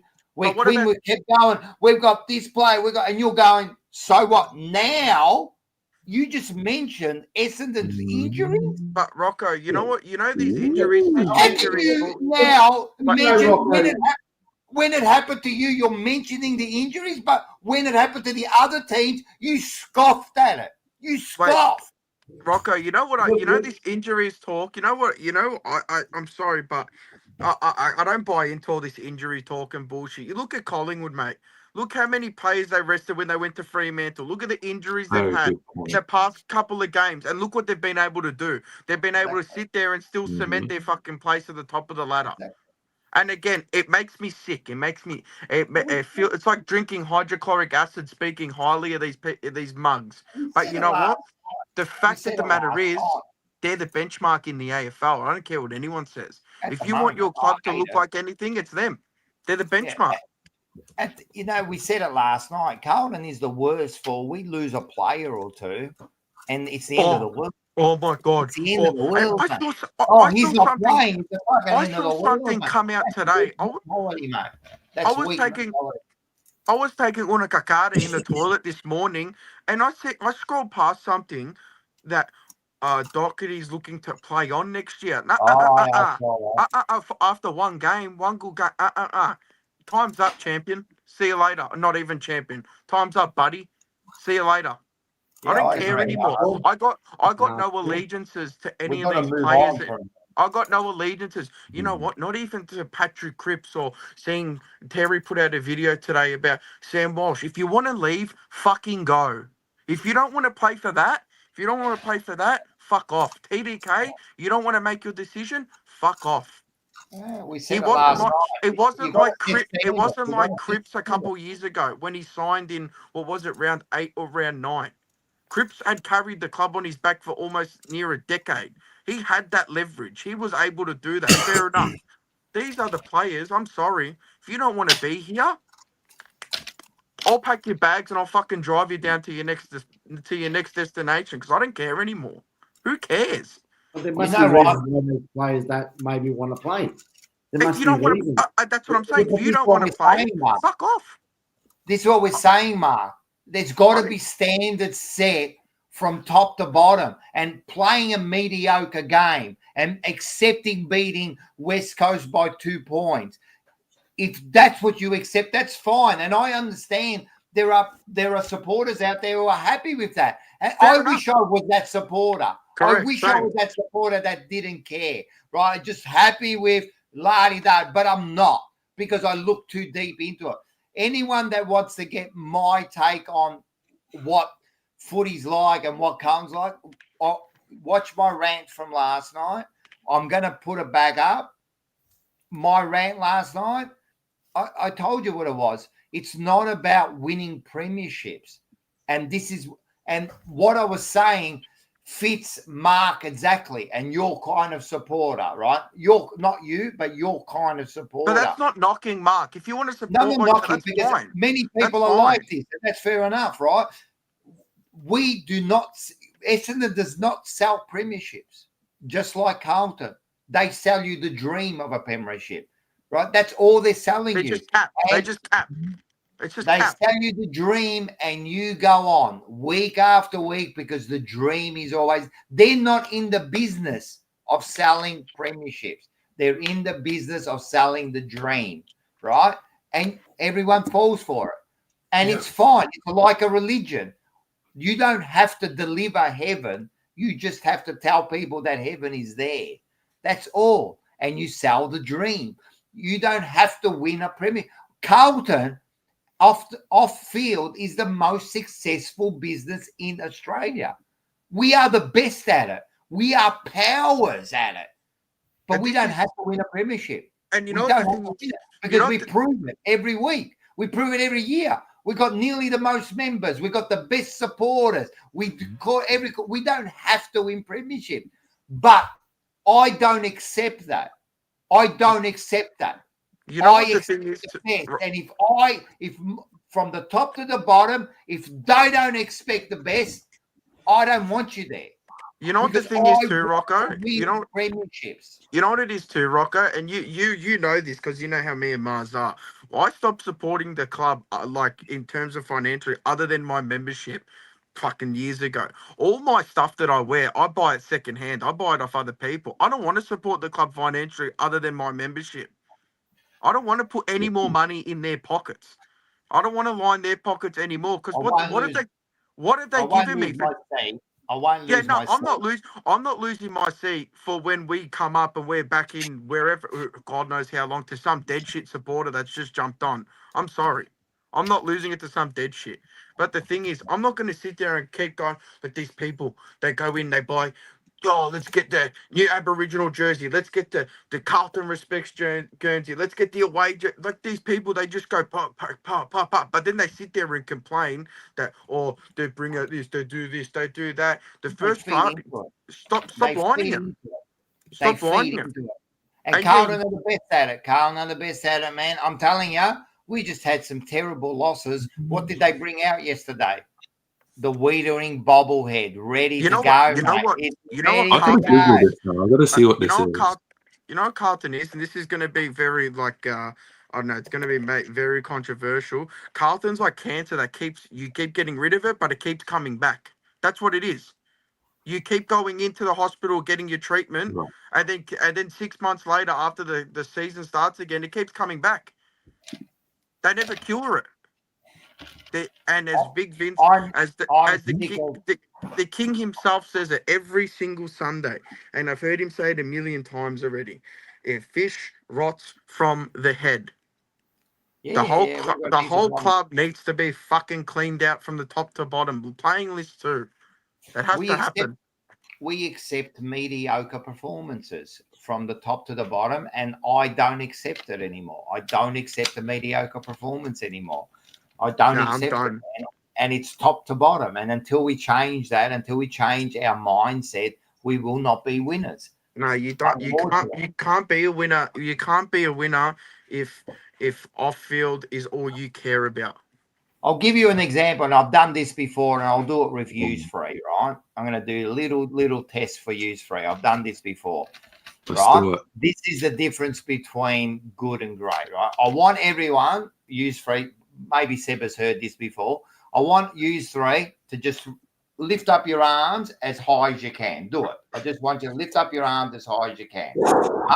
Mark, lift up your arms as high as you can. Why are you lifting one? Lift up your arms as high as you can, all right? All right, do me a favor and just go a little bit more. Just stretch out a little bit more. Oh, nice. Why don't you retire from the start? Put him back down again. Put him back down again. Put him back down again. Put him back down again. Mark, put him back down again. You've just proved my point there, right? You've just proved something perfectly to me there, right? I asked you the first time I asked you to lift your arms as high as you can, right? And you lifted your arms. And then I said to you, lift them a little bit more, and you went a little bit more. Why didn't you go the full distance the first time? Why didn't you go, Manny? I asked you, lift them as high as you can, right? Well, that was. We listened to you. Well, to me, when I lifted them up, that was the highest I could lift them at the time. But then I asked you to lift them a little bit more, and you went a little bit more. So you can go a little bit more. So the thought process of that is this, right? When you're asking people to give them your all, are they giving their all? Can they give a little bit more? And you showed me that you could give a little bit more when I asked you to. But my first instruction was easy. Lift your arms as high as you can. Your answer to me should have been, I cannot lift them anymore. Right? And there's the difference between the Carlton Football Club. Are you giving me everything you can when you get out there? Can you give me a little bit more, or do I need to push you? Mate, where I see it is you should be a coach, mate. There should be a difference between... You got me to do more than I was capable of, mate. Exactly. And that's the point. Liam should be putting his fucking leg over his neck and everything. But that's the whole point, mate. When I'm asking you to do something as a leader, I expect you to give me everything. And if I've got to push you, then you're not giving me everything, right? And there's the difference between mediocre and great. Because our players, do I need to push you to get to the next level? Do I need to push you to train that extra? I'll give you another example. You get a player, you get two players that are of equal ability, and one plays so much better and one doesn't, right? And you go to him, how? Because that player there, man, he's doing those extra runs. You know, many great players weren't the best players. They were the blokes who trained the hardest, right? Are you giving everything? That's all we ask from it. Are you giving me everything you can? And at the moment, from the top to the bottom, you are not giving me everything, and it shows on the field. The only people that are giving me everything is the media department. They're the best. They're the fucking best, mate. We sell everything. I'm going to go and do 10 push-ups. Limited 10 push-ups. I'm going to do 10 push-ups right now.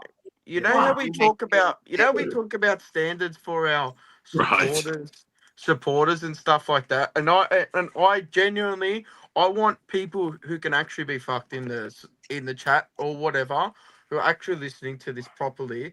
I implore all of you to go on Google and go and type in AC Milan fans protest. What they did on the weekend to they were outside. They were outside the headquarters of AC Milan and in the San Siro.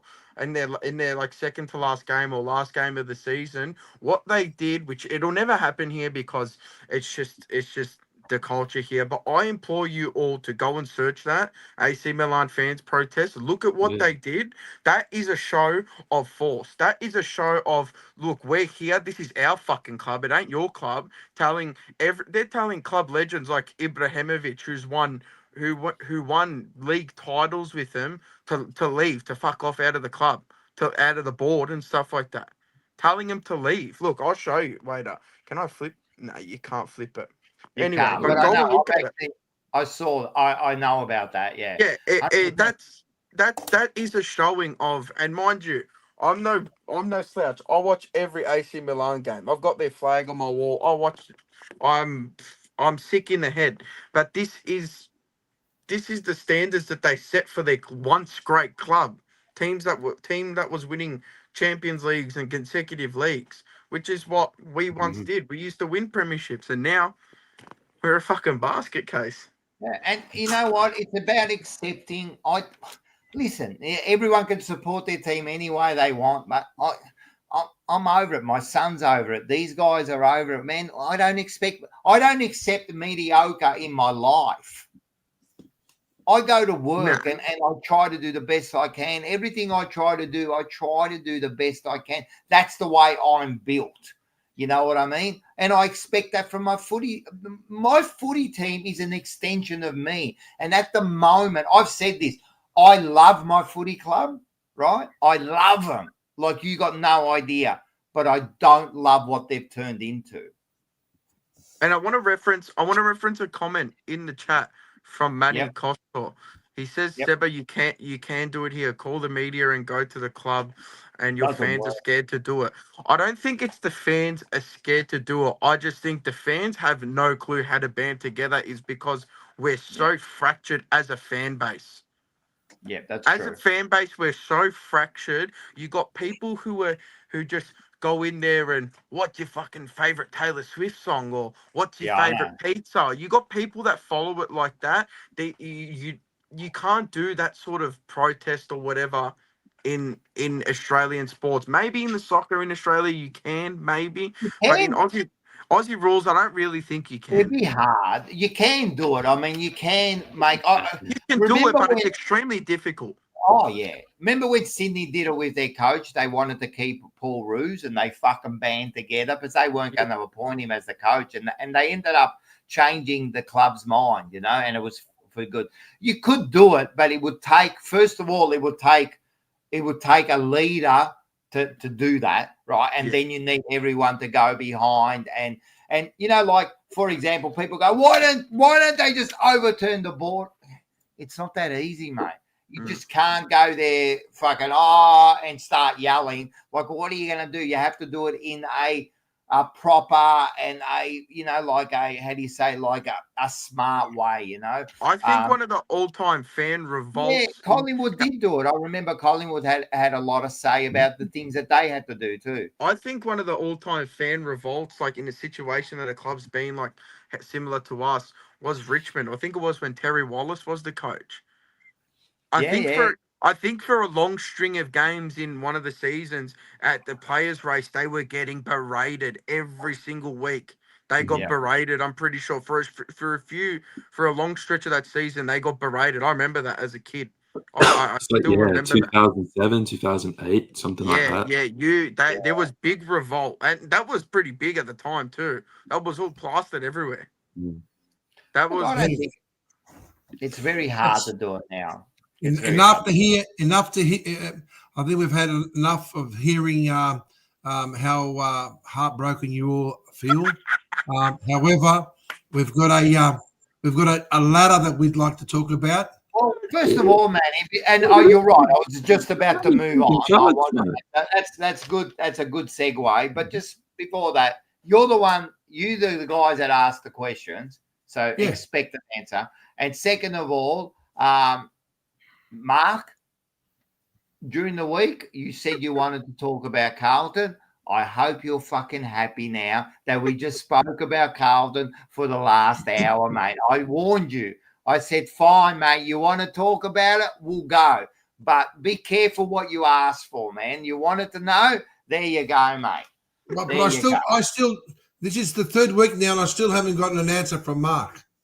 About what? Where does he think Essendon will finish? Will Essendon finish in the top 5 times tonight? Mate, just give him at the start of the season. He did say mid-season. I can't answer the question, Manny. See, I can't answer the question. Everyone interrupts. No, just give a ladder position. That's all we want. I'm not going to give you a ladder position at the moment because we're still one. Will you finish in the 8th? We're still one game behind everybody else. It doesn't matter. You were happy enough to give Collingwood a ladder position when Flag Pies was there. You said 4th or 5th. You were happy to do that, but you won't do it with your club. So you've got So you've got one extra game to play. So what? You've still got to play the same amount of games as everyone. At the end of the round, at the end of the home and away, where are you going to finish? Put your fucking mouth, crack your chickens before they're cracked. To do something. At this stage, a Flag Pies Manny, I think due to the fact that we're getting more injuries at this stage of the season, although there is still another 13 to 14 weeks to go, I am not going to answer that question at this stage. Oh, that is weak, mate. That is the weakest thing I've ever heard. Just give an answer, mate. I'm not going to answer the question, Rocco. We'll wait. I reckon. Ask me the question round 13 or 14. No, we're asking you right now. All right. Will you finish in the 8th? I'm not going to answer the question. That's weak. That is the weak. Let's do the tip then. I'm done. Hey, all right. Since you won't do it, you're hopeless anyway. Liam, where's Richmond going to finish? I actually answered the question last week when I was asked the first time, and I said 16th, and I'm staying. And while you're there, where's Essendon going to finish? They've got a few wins in the bank, but they've definitely got a tougher draw. Seeing a few 14ths, but I'm going to say 12. I'll give you 12. 12. Wow. Manny, where's Collingwood going to finish? Where's Essendon going to finish? I think Collingwood will finish in the top 4. No, you're going to have to give me better. You're going to have to be closer. I reckon we're going to finish third. Third. All right. And Essendon? Number 1. I reckon Essendon's going to finish 14th. 14th. Seba, Carlton? Where's Carlton going to finish? I reckon we'll probably finish about 13th, 15th. Yeah, and Essendon? Or I reckon. You know what? I'm gonna give them. I can't say they're gonna finish worse than us. I reckon they'll finish maybe 9th or 10th, pushing to 8, maybe. Wow. And and now I want everyone to look at Mark's reaction for finishing 9th and 10th. He punched the air. And there's your mediocre, and there is that. That is exactly what the problem is. With Seba's request, mate, when he said that Carlton's going to finish like 13th, 14th, I agree with him. I'm not punching the fucking air, mate. I'm not punching the air if we finish 9th. I may be Lou. I may be dreaming, but I don't know. I can see them tin-icing more results. Dreaming. I can see them tin-icing more results. Here you go. This bloke did it. They told him to stretch, and then they said stretch a bit more as he's walking out of Bunnings. Yep. He celebrated his 200th game, and I don't know if you saw the video. He got the call. He was at Bunnings doing a bit of shopping with his missus. And he got the call, and they said, mate, I don't know where you are, but you got to make your way to the ground. All right, so the Magpies are sitting pretty on top, and it's nice to see that percentage. I haven't seen a percentage like that from Collingwood in the last 3-4 years, but this is a nice little picture there. We got the Collingwood Football Club on top, and of course, I think, for me personally, I think this is the top 8 has been cemented. That's what I personally think, but I don't know much about football. And of course, then you've got Essendon, who have got 6-4 and a game in hand. Very proud moment at 85%. That's a fact, mate. And then of course, you got Carlton and Richmond, who's just unfortunately you've come into a bad season, my friend. But it is where I said we'd finish, so I'm sort of right. You know what's funny? And no, Rocco Moro, you're wrong. He didn't get excited when he said he'd push it for the 8. He got excited when you said 9th or 10th. So, but anyway, you know what's funny? Mark keeps talking about, we've got a game in hand. I want everyone to understand that the game he's talking about is Gold Coast, right? Who are third on the ladder with 131 points. That's the game he's banking on. Well done, Mark. Well done. Probably one of the most outside of Collingwood. They are exactly where they are. They're probably the 3rd best team in the comp at the moment. And that's the game. It's not like you say, we've got a game against North Melbourne. No. That's the game you're banking on, is it?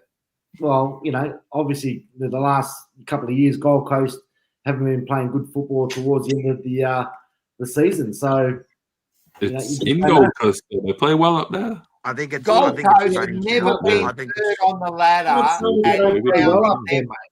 I think times have changed. I think times have changed. Their first 3 or 4 games and then dropped off. They've got a real coach. They've got a real coach now. Well, every time I look positive, you guys knock me back again. Well, that's my theory of it, and you guys reflect back to it. I'm just saying, Gold Coast, the first half of the year, for the last 2 or 3 years, they've been playing good football. No, they weren't. It was the first 3 or 4. It was the first 3 or 4 games. It wasn't the first. They were not third on the ladder ever in round 11 with a percentage of 131. Never.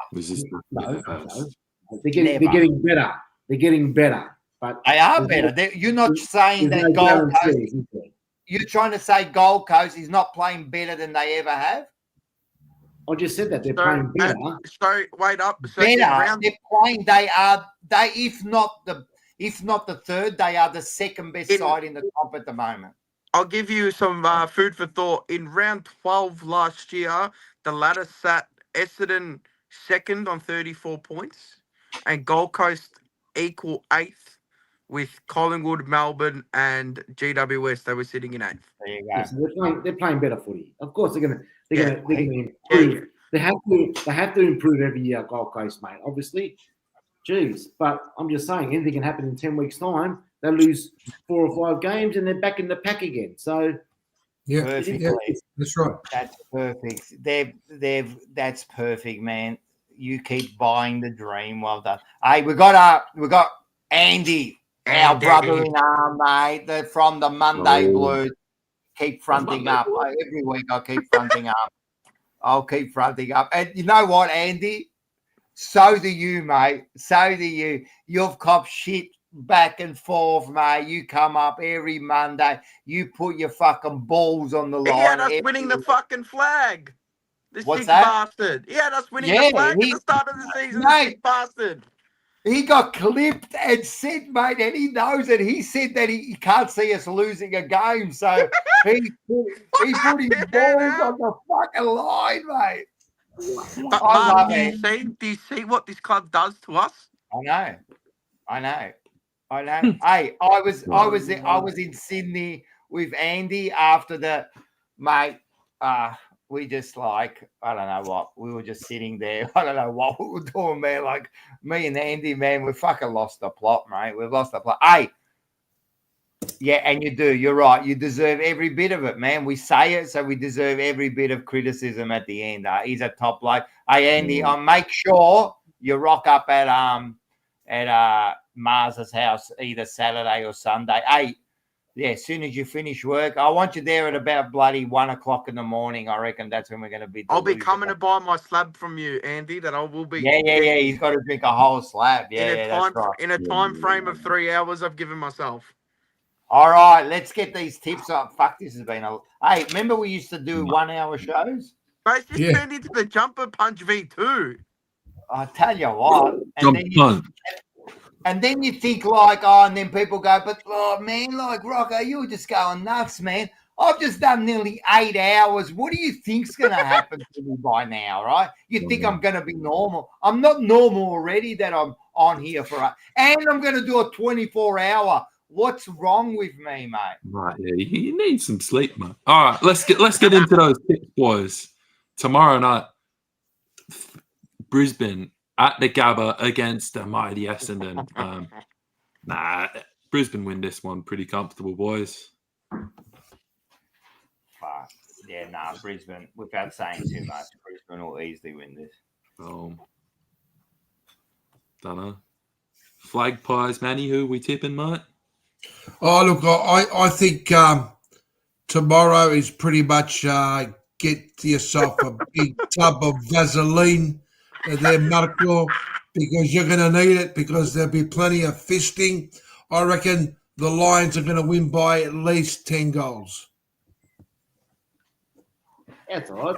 All good in theory there, Manny. Obviously, we're missing a lot of players now coming into this game. And God knows what we're getting out of that mid-season draft, but hopefully they can be competitive if they play. But it's all about giving 100%, regardless of what players are going to be on the field. If all 23 players can create 100% effort, bring the arms up, bring them even further, game can go a long way. So I'd be happy if we go down by about 4 or 5 goals, to be honest. I'm being honest. But no, I wouldn't be happy to lose. But that's right, exactly right. So I'm not going to be happy to lose, mate. But if we can create 100% effort, 23 players, go out there, commit, pressure, turn over the ball, I think this might be the surprise win for the year. Essendon by 7 points. Wow. You know what? Wow. You know what? So I'll give my tip. I actually agree with you, Mark. I reckon if you can give 100% effort for 100% of the game, right? You need to do that, but you need to do 100% for 100% of the game, right? Brisbane will win by 72 points. And there it is. That's fine. Yeah, that's your choice there, mate. Yep. I think Brisbane will win by about 40 points. Okay. I reckon more than that, man. They I'm look not good. Yeah. That's a fair pick. Yeah. All right. Friday night, next game, MCG. Collingwood versus Hawthorn. Should be a pretty big game. Collingwood is still playing pretty well. Hawthorn, they've been a little bit on the slide. This is going to be my out there tip of the week. I reckon Hawks are going to get it done. I want Collingwood to lose. I'm going to tip Hawthorn. Look, this is going to be, and I said it before, I picked them yesterday. I reckon Hawks will win. It's going to be a good game. They're both, Collingwood are going to get players back. Fucking Hawks look like, they don't look the best, but I think it might be a game that backs against the wall game. I'm going Hawks, and plus I need to catch up on my tips. There we go. Yeah, I think the Hawks will bounce back this week if they're going to be genuine contenders to make finals. And Collingwood is probably due for a loss, Manny. So Hawthorn for me. Yeah, no, that's fair enough. Look, we've got some big names coming back, so I think it's going to be a really good game. And and Hawthorn's always been one team that's always given us a bit of grief, but the way they've been performing the last 4 or 5 weeks, you know what? There's something missing there, and I think that we're going to. It's going to be a good game, but I think we're going to get over the line. I reckon 3 goals. Yeah, that's good. I reckon this got potential to be match of the year. So, I'm tipping Pies by a point. Fuck, that would be a good game. Pies by a point. This could potential to be the best match of the year. Are Pies going to kick a goal late, or are they going to be ahead? And Hawthorn? I think they'll be ahead. Hawks will fight back, and they'll just fucking hold on like they always do. Yeah. I'm actually looking forward to the Friday night game. It will be a good game. Yeah. All right. Next one, I believe this on Saturday. Gold Coast versus Fremantle in the Gold Coast.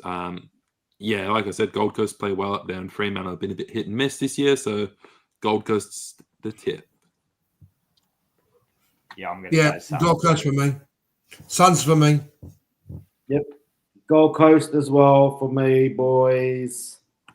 All right. This could be the match of the round here. This could be... Oh, boy. I'm a bit nervous for this one, boys. Giants versus my team, Richmond. Good news, we should have a few key players back, which will be nice. As I've said, there's a few players I hope keep their spot, like a Campbell Gray. Maybe Sonzi comes into the team. He's been tearing up in VFL level, deserves another chance. But yeah, away from home in Sydney against a team I think is top 4 side, the Giants. Yeah, I'll be tipping the Giants. I hope we do okay, though. Yeah, that's all you want. But yeah, Giants, especially over there, they look pretty good. They look like they got a little. They weren't even playing that bad before us. But do you guys get Nankervis, Lynch, or Bolter for this? Bolter can't travel, I don't think. So he won't be back. But what about Nank? He can't travel, and he can't play at night. And Nank should be back. He can't travel and he can't play at night. Nank's a huge out. Nank's a huge out. So Nank will be back in. He was managed for the last game. He's not on the injury list. Right. So I'm confident he'll be back in. Yeah.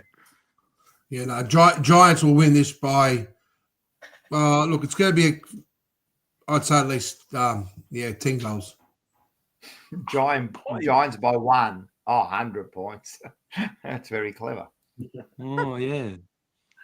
Yeah, no, I think Richmond will be competitive for the first 3 quarters, and then GWS will overrun them. So GWS for me. Cool. Next one. Oh, well, here we go. Let's go to the next one. The next one. Boy. All right. This one's in Sydney. Sydney versus Adelaide. So it's an interesting game because it is in Sydney. But no, I'm tipping Adelaide all the time, man. I'm a big believer. I'm going to stick with him. I'll stick with Adelaide. Yeah, I'm going to stick with Adelaide too. Sydney they only play good against us. They're shit, man. They are shit, man. They are shit. So I'm going Adelaide. Yeah, it's going to be obviously in Sydney, so it's going to be a tough game. So flip of the coin for me, boys. So, I like it. One more go again. Sorry, there it goes. All right, I've got tails, so it's Adelaide. Okay. Yeah, no, I'll pick Sydney on this one. All right, going opposite. All right. Yeah. All right, then we've got a boring match up in Darwin, Melbourne and St Kilda. Both these teams suck, hey? But Melbourne suck less, so I'll take Melbourne. Actually, Melbourne have been in good form, haven't they? Yeah. Actually, they've been okay, and they absolutely smashed Sydney. Yeah, I'm going Melbourne. Melbourne for me. Yep. Just goes to show Melbourne have really got a good list. Midfielders are fantastic, and they're showing their response now. So Melbourne for me. I like it. Melbourne. I think Melbourne will make the 8. And they get a big inclusion this week in Jack Viney as a test. So, I like Viney. That's tough. That's what we need, Seb, mate. He's a hard nut. He's hard, man. Hard. I think they'll make the 8 for some reason. Yeah. Big call. Big call. Wow. Big. All That right. is a big call. And then another boring game to finish the round over here. West Coast versus Geelong. Yeah, you got to go with Geelong in that one. Hey, I'd love to see West Coast win because I hate Geelong, but West Coast. I want to see him buried. I love to see West Coast kick more than 4 goals against this game. I'll tell you now. And plus, they lost. Who did they lose? Waterman for the season. Yeah, he's dead. Oh no, my sister's favorite player. She's absolutely crushed. Oh, well, now she can watch him in the stands. That's what I said. Go have a chat to him. Make him and then friend. we got everyone else going for Cats. Yeah. Geelong. Yeah, obviously Waterman Leon is not playing. Waterman Yon. So yeah, Geelong for me. Yeah. And then you got Carlton and the Bulldogs versus North and Port. Yeah, so there's going to be there's a double header there. They've actually joined. They've combined the teams.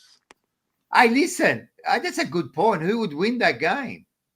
I think we'd still manage to somehow ruin it, and we'd probably get pumped. No, we Carlton and the Doggies would beat North and Port if we combine the teams. They have to. Matty Kennedy back in navy blue. Oh yeah, Matty. Who would can't you definitely put the forwards in there? I'll probably Cripper and you put in Wiedering, I reckon. Would you have Cripps? I wouldn't. No, you definitely would put Cripps in the middle. I wouldn't. Not right now. What, you wouldn't put Cripps instead of Kennedy? Not on form, no. Nah, you'd put him. Matty Kennedy, he used to play for. He was a good player. Some bum team named Carlton. Yeah. And let's have a look at this. Here we go. Manny and Mark. Yep. Oh, the good old rock, at least. That's kind of good. So it's neck and neck, and me and fucking neck and behind. And by the looks of it, it's probably between yous two. I went for North Melbourne last week, man. I gave you one extra. And I also went for Carlton last week too, which I normally don't go for every week. So, there's me 2 points there. Have you noticed Mark makes an excuse about now he's made an excuse about his tipping? What is wrong with you, Mark? I went for North Melbourne, mate. I'm trying to make I'm trying to make the competition more like close, Otherwise, I was just. You weren't. Shut up. You make an excuse. You would make an excuse for an excuse. Well, you know, I did back north.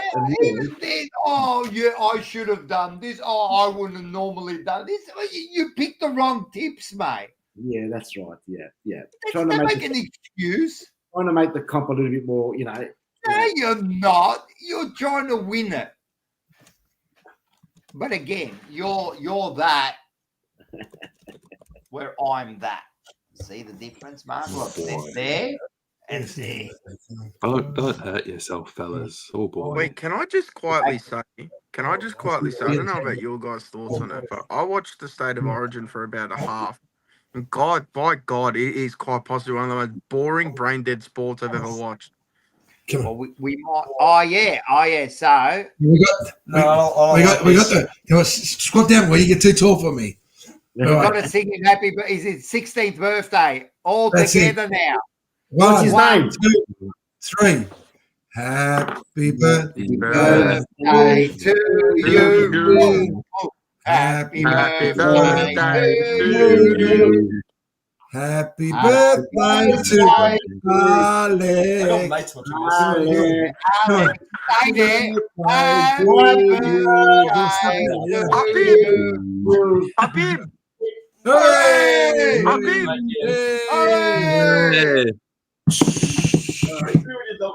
All right, buddy. Okay. Happy 16th birthday, buddy. He gets a bit shy. He's a bit camera shy. He's all right.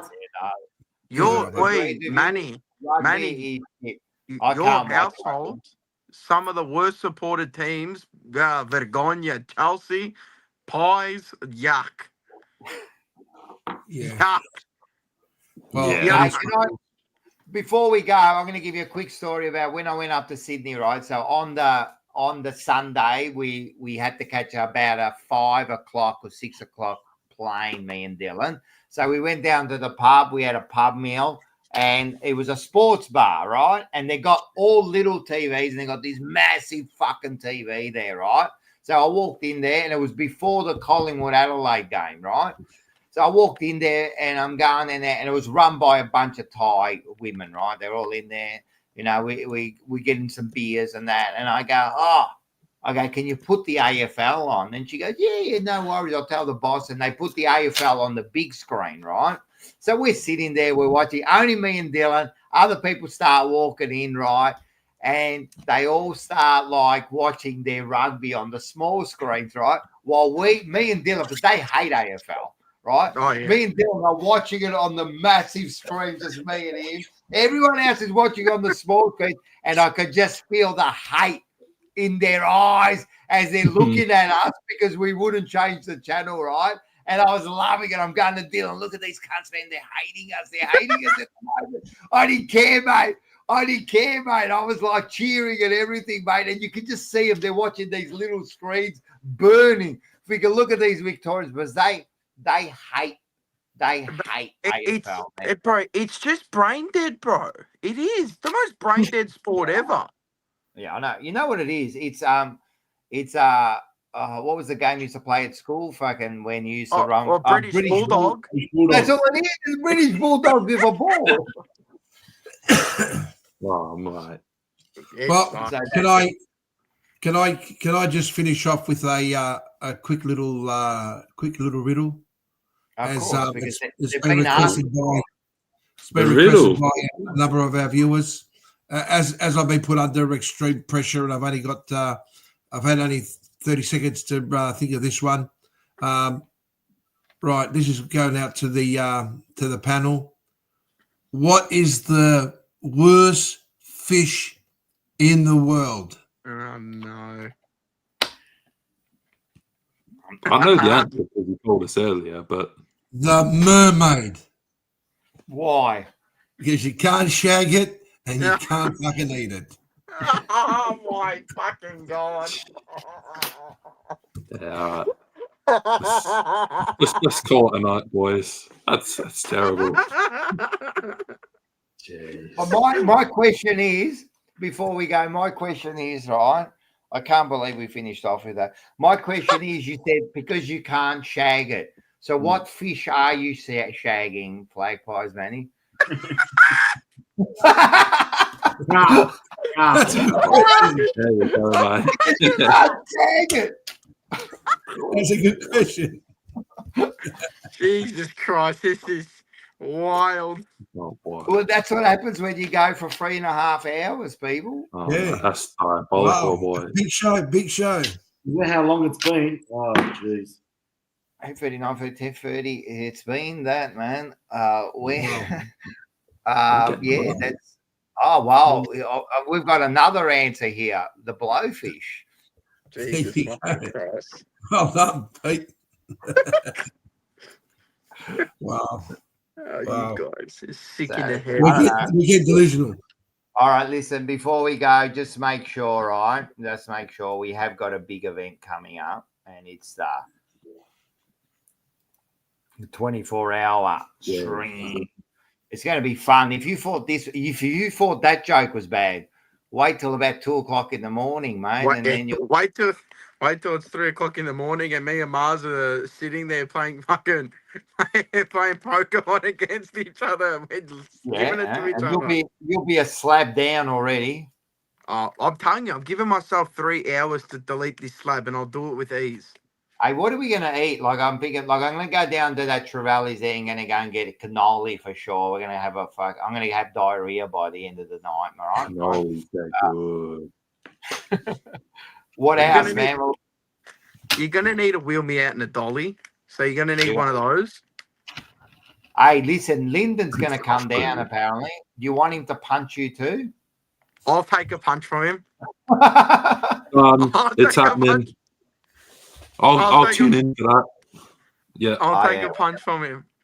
Nah, we're going to make sure everyone jumps in. Thanks for all the people that jumped on, especially, not especially, but Enzo, he jumped on. He was great value, man. That was a great chat we had there. Yeah, and it's been a big show. I think that's it. That's all I got to say, man. I'm a bit worn out after nearly 8. What's that now? That's Astro Boy. What's